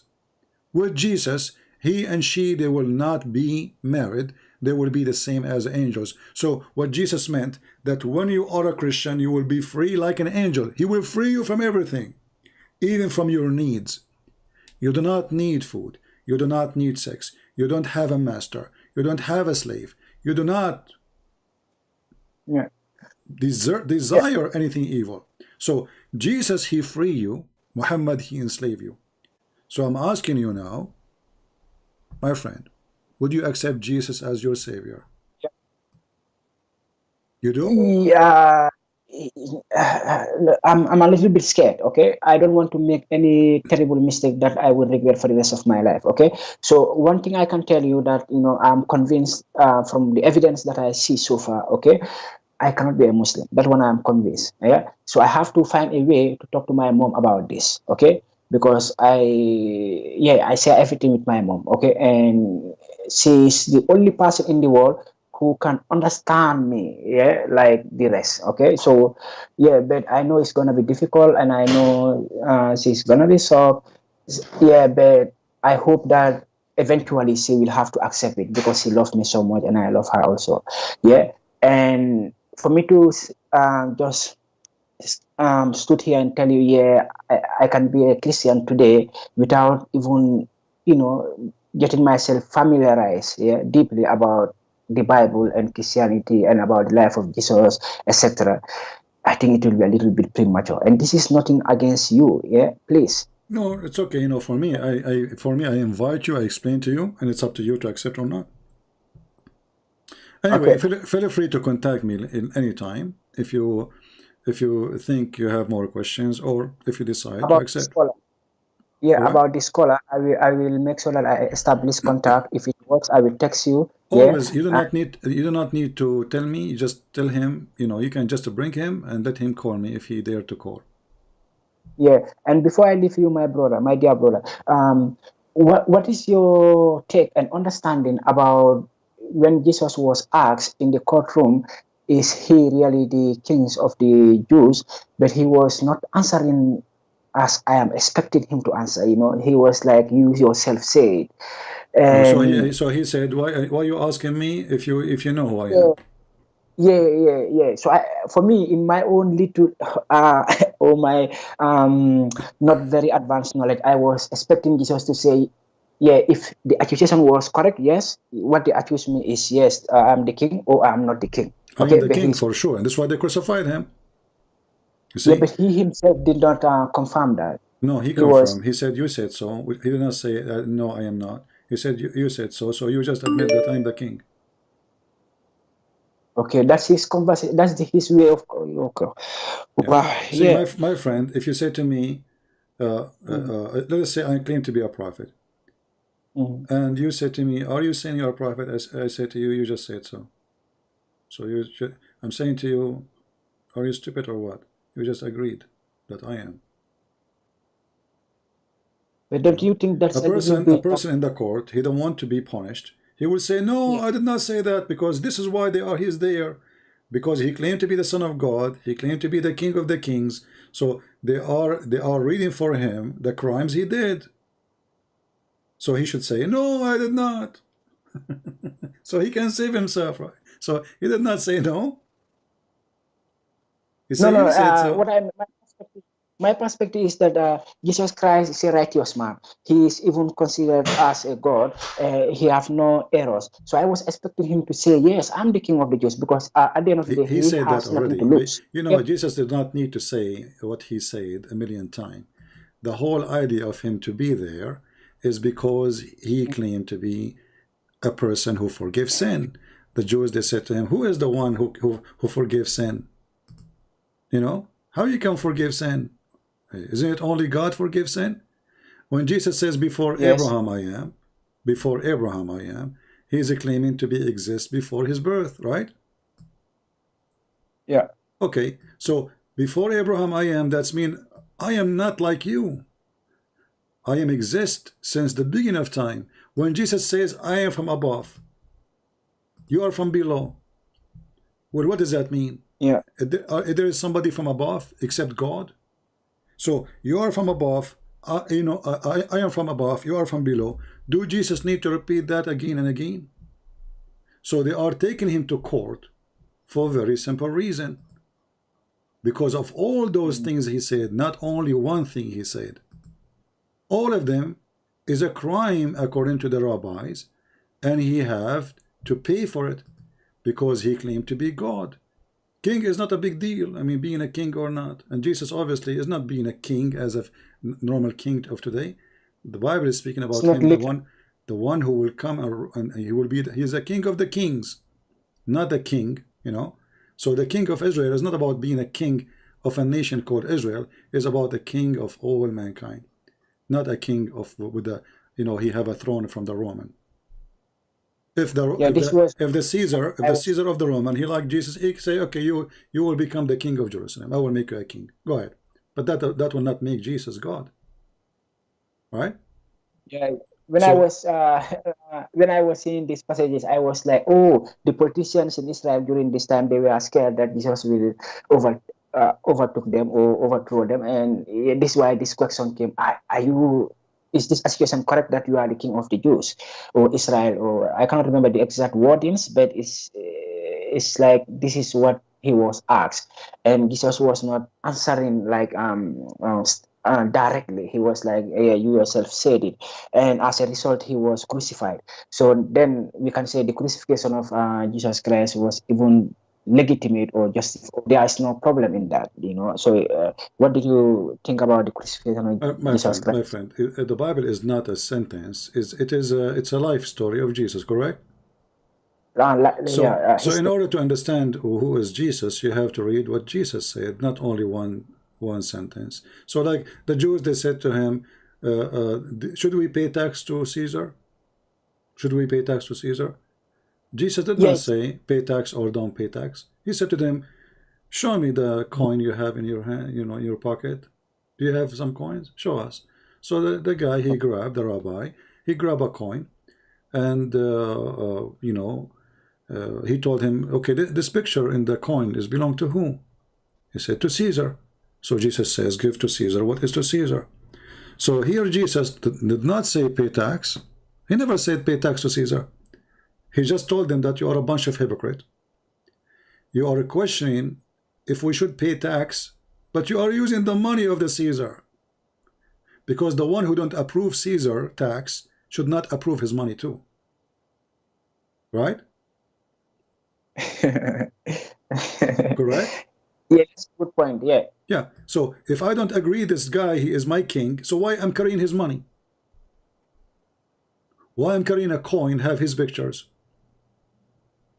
Yeah, maybe because the coins can get you some stuff that you might otherwise not have. So it's maybe selfishness, Yeah, you just want to.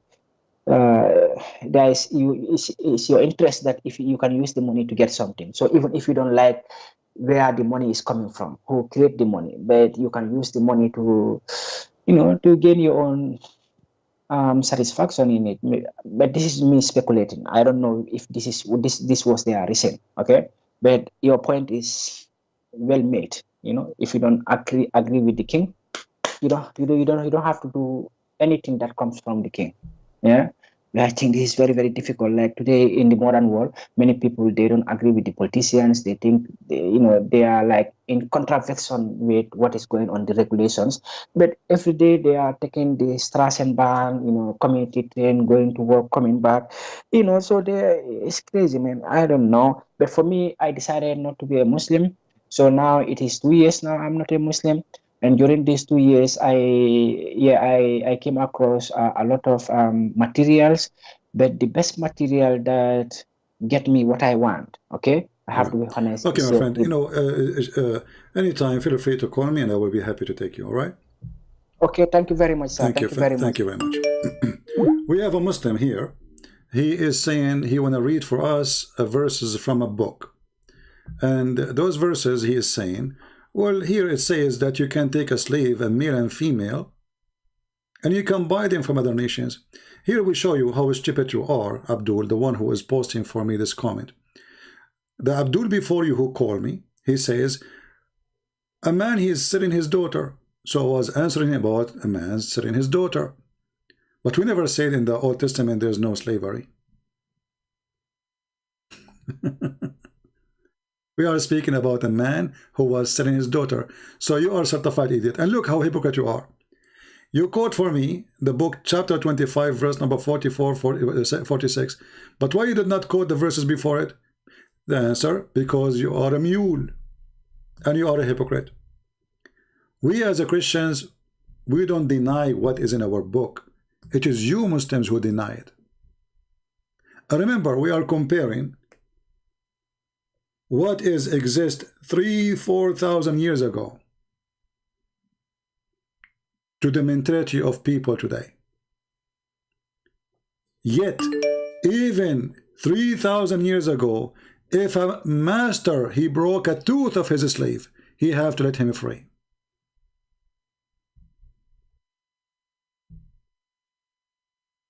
If he broke a tooth of his slave, he have to let him free.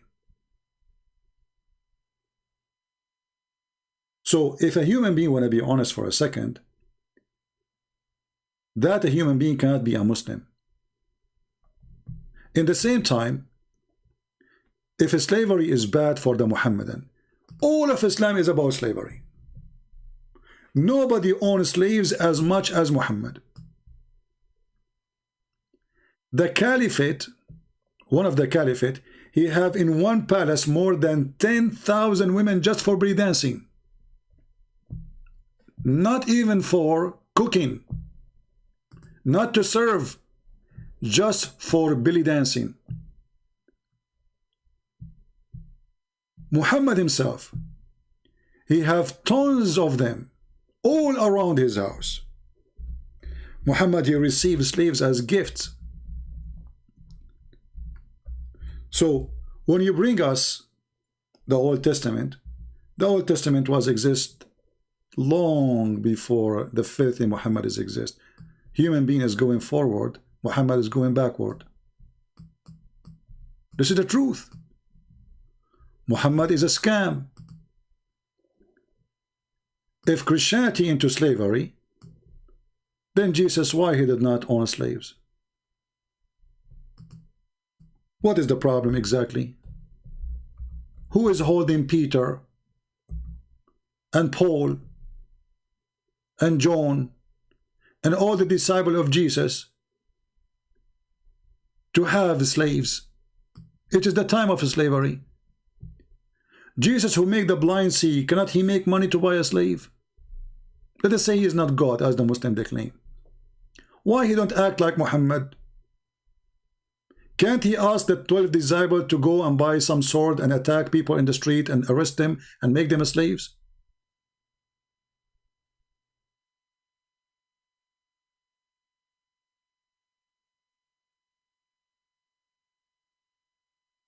Muhammad even forbid a Muslim man to marry a slave girl. Look at the madness we see in front of us. If you go in the Quran,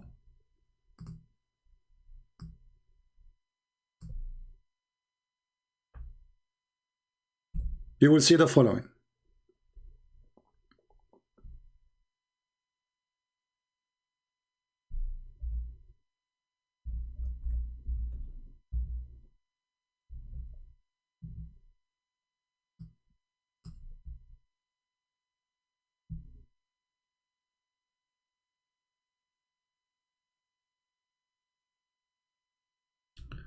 Let us see which verse.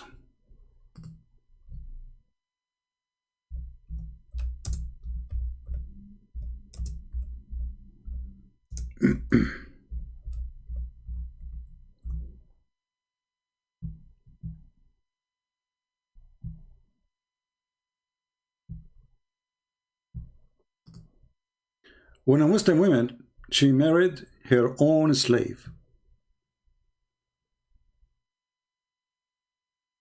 she was executed.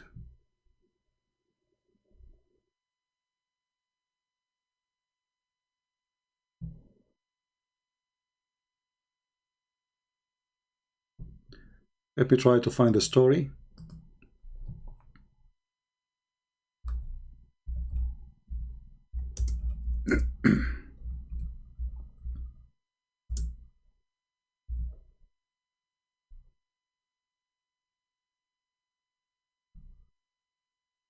All right, we found the reference. This is a very well-known Islamic terrorist website, Al-Islamu Su'alun wa Jawab, Islamic question and answer. This is fatwa number 153718. Question: is it allowed for a woman to sleep with her slave? We will find later the answer no. What about marrying the slave? No. Translate. I will use Google translation.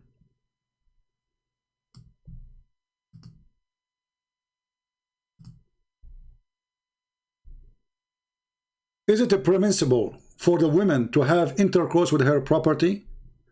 They translate the word abd, which means black slave, as a property. Answer: it is not. Okay. Why? Because she is a lady. Okay, we continue. Is it forbidden for a slave to marry his mistress? To marry, not to sleep, to marry. The answer: no. Okay, why a Muslim woman, she cannot marry her slave?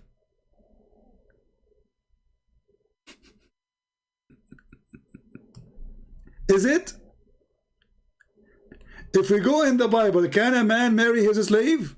He can.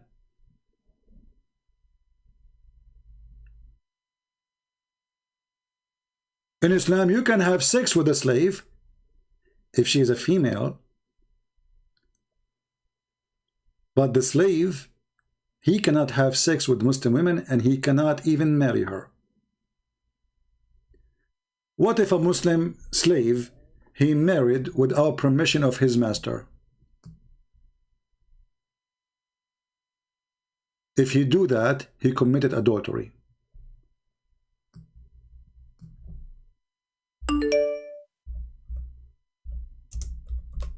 So my friend, we as a Christians, we do not deny that in the Old Testament there is a slavery. It is the Muslims who try to cover up all the stupid things in the world. There's a video of this guy, son of Muta, Uthman ibn Farouk. He was speaking to a Christian woman. He says, in the Bible it says your property. Do you agree with that? In the Bible it says your property. Do you agree with that? Or the Quran says your property? So those cowards, they have no dignity, no honesty. And now let us see if this guy who wanna get me busted, he can speak to us. Do you have the courage to answer and talk? Let us see.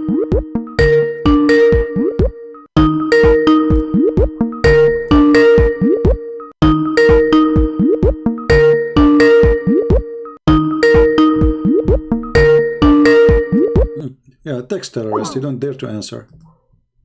Let us see other Abdul.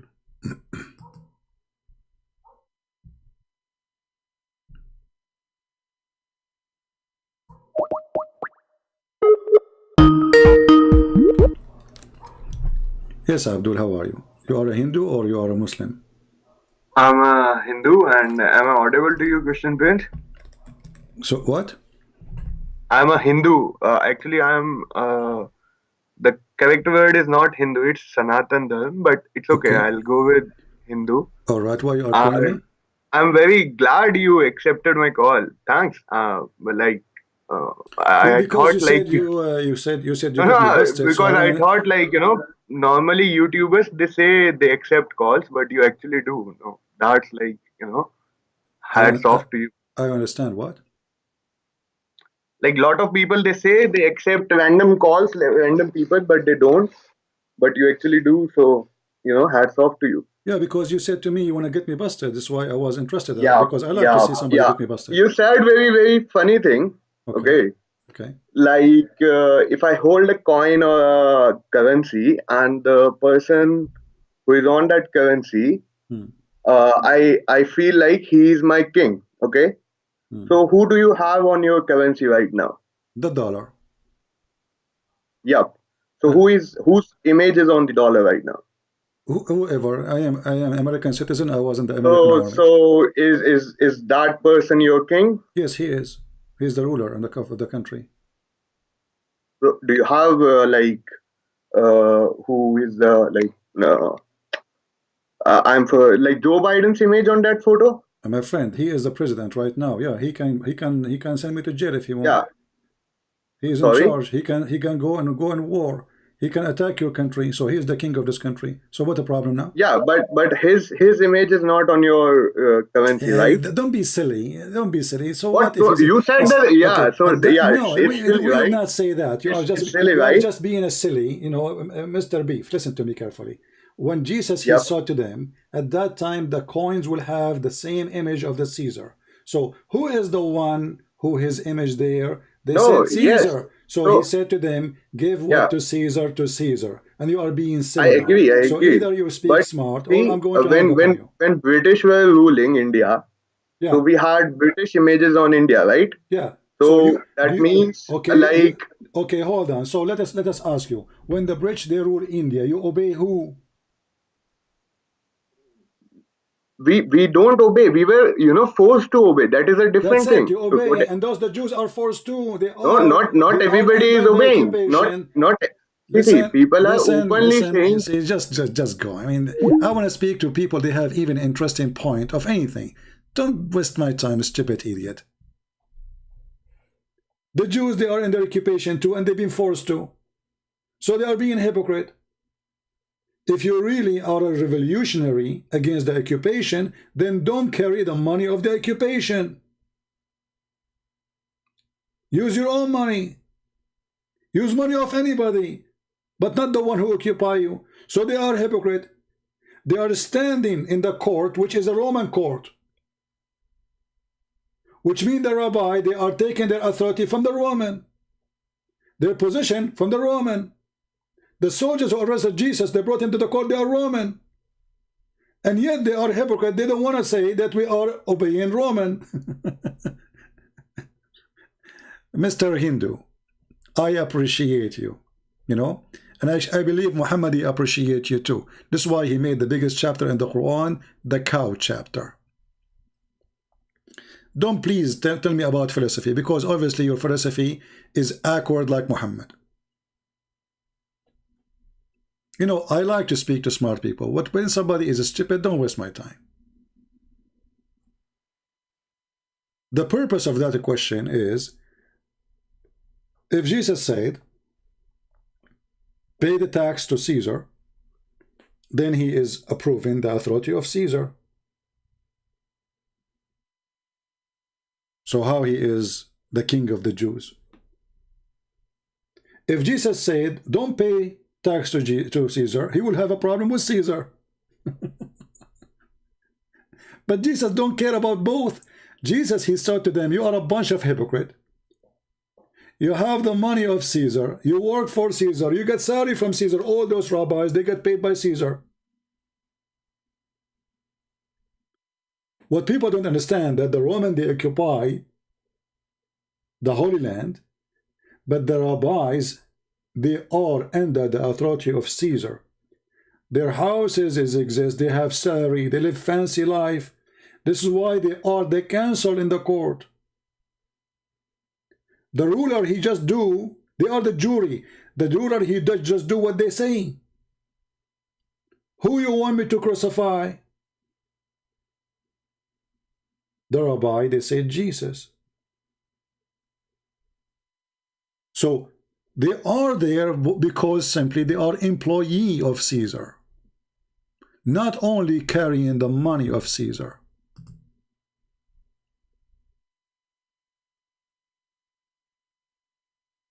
You remind me of Zakir Naik. Brother and sister, today I'm going to tell you something about India. In India we like curry. And because we like curry, we are very curry people. Abdu, what's wrong with you? What kind of logic you brought to me? However, Zakir Naik, he come to us with better smart argument than yours. He said that Hindus and Muslims, they share the same concept of God. And maybe that explains why you are being stupid. Like Zakir Naik. This is Zuzu telling us about the concept of God. Accepting that candidate as God. And this is exactly what is also mentioned in the Hindu scriptures, the same 4 points. The first is, Qul huwallahu ahad. Say he is Allah one and only. Same as Chandogya Upanishad, chapter number 6, section number 2, verse number 1, which says, Ekkam evidityam. God is only one, without a second. The second point, Allahu Samad. Allah, the absolute eternal. Same thing which you mentioned in Bhagavad Gita, chapter number 10, verse number 3, that Almighty God is the supreme Lord of all the worlds. Point number 3, Lam Yalid Walam Yulad. He begets not, nor is begotten. And look at those potatoes. They are looking like, so now we became Hindus. Hey Christians, anytime a Muslim, he says to you, we worship unique God, no one like him, tell him you are a liar, because Zakir Naik, he says that we have the same concept of God. If the Muslim, they say, we are people who believe in the monotheism, say to them, well, the Hindus are monotheists. And this is the video in front of you. Even it's called the concept of God in Islam.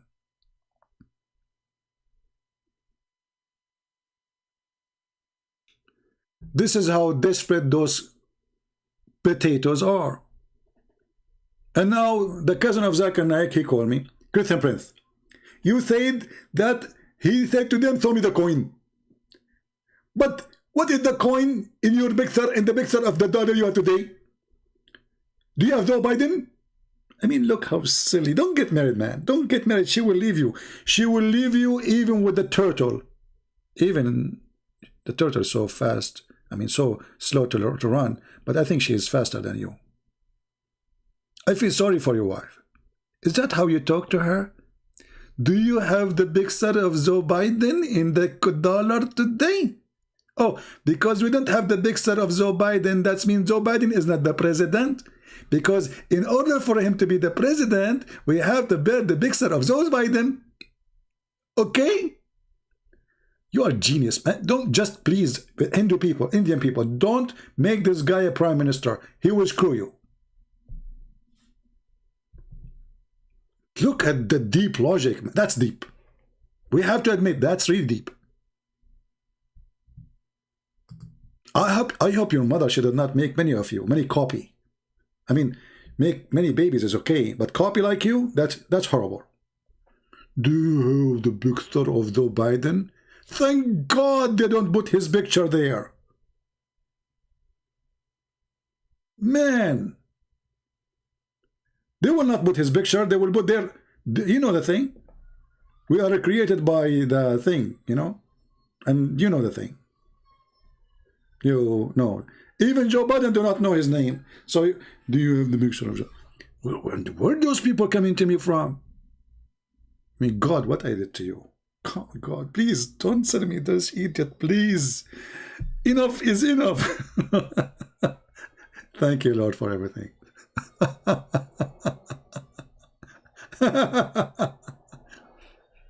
Oh boy. You know, when I say stupidity is amazing, I have my reasons, and it is amazing. Sometimes you know, people, they say to me, well, God, they created us all as equal, right? Yes, he did, but people, they choose to be donkeys. They choose. I mean, why this guy, he come to such a conclusion? This guy, he was sitting home, listening to me, and supposedly he got an idea. Oh, I'm going to call him now. And this is what he said to me in the chat. He said, I get you red-handed or something like that. So I get excited. Okay, this guy wanna get me busted. Let us see what he wanna say. And then he called me to prove to me that the picture is not Joe Biden there. That was deep. My friend, how they will take even the picture of Joe Biden if the guy never, he's just asleep. He can't even keep his eyes open in front of the camera for 2 minutes.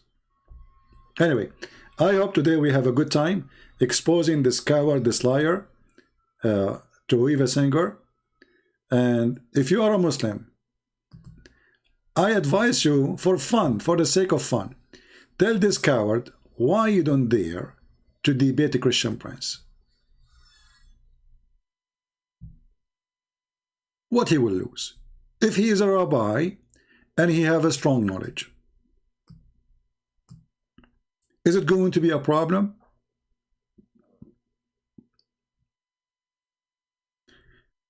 And I offered him, I sent him an email, even I made a comment in his page. Would he dare ever, this potato?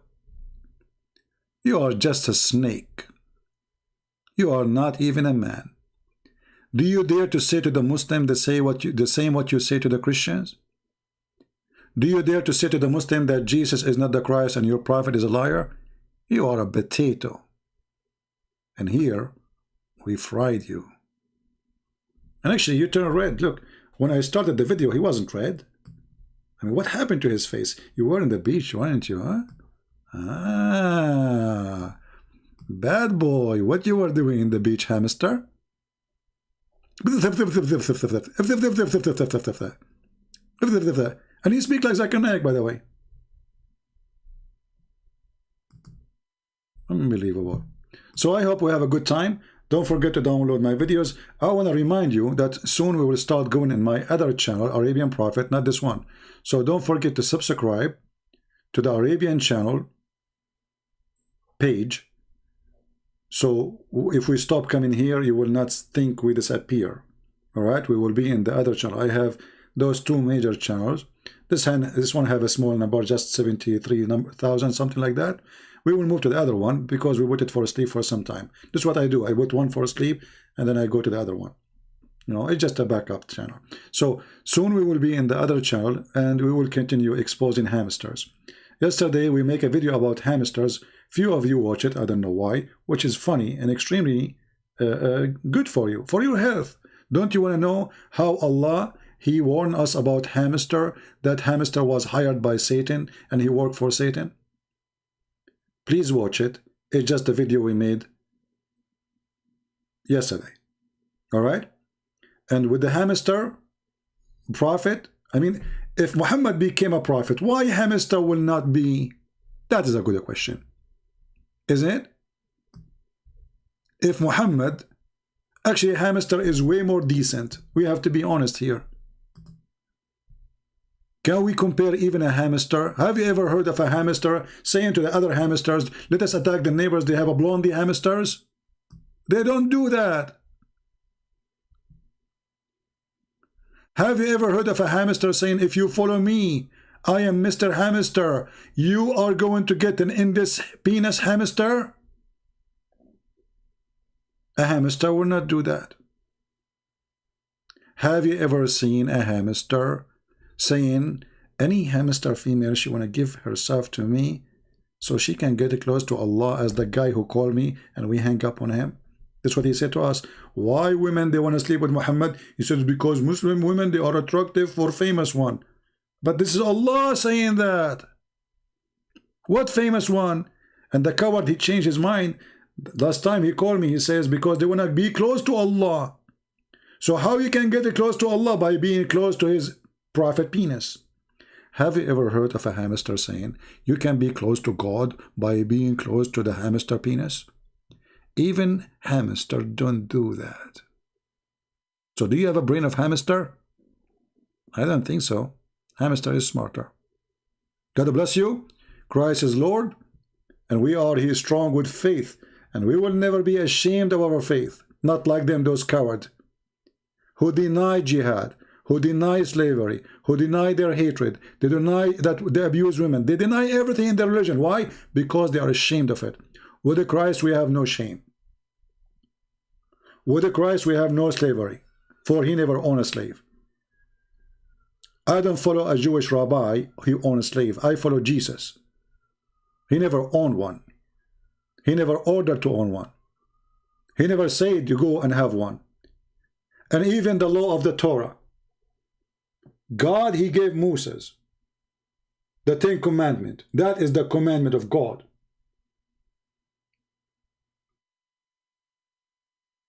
There's the law of the man and there's the law of God.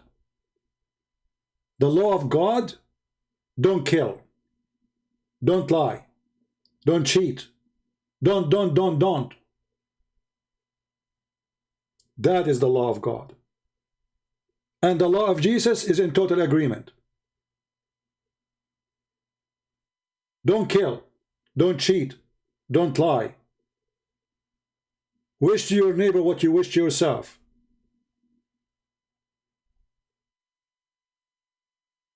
That is Jesus. Who is your Muhammad? We will find out more in the coming episode. Subscribe. Be free to join us. You can join us in Patreon if you like, so you can be updated about where we will be in the coming broadcast. God bless you. Thank you very much. Christ is Lord. Islam is a scam, and Islam without lies dies. Take care.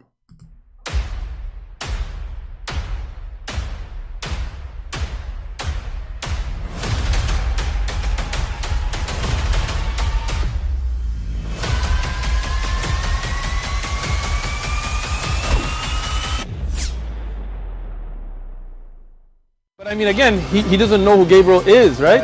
Because he didn't come from an Abrahamic faith. The people of Mecca were pagan. Quran is mentioned, if this book was from other than God, they would have found in it many contradictions. If a book is without contradictions, that has no bearing on whether it comes from God or not. I've had phone books that are inerrant, but I certainly don't think God gave them. that we believe without understanding. The brother asked a very important question that most of the scholars say that listening to music, watching movies, and most of the television programs, they're haram. So how can we have fun? Let me tell you, brother, at the outset that having fun is permitted in Islam as long as the fun is halal fun. That the standard narrative has holes in it. The Prophet tells us because Satan or the devil sleeps over our nostrils. Those who oversleep and not pray Fajr on time, Satan urinates in their ears. I really do think Jesus was crucified and that he really was dead and buried. He thought that he was a son of God in the sense that he was specially chosen by God. I think Jesus really did think he was going to be the Messiah, the future king of Israel. I mean, that is, after all, why they crucified him.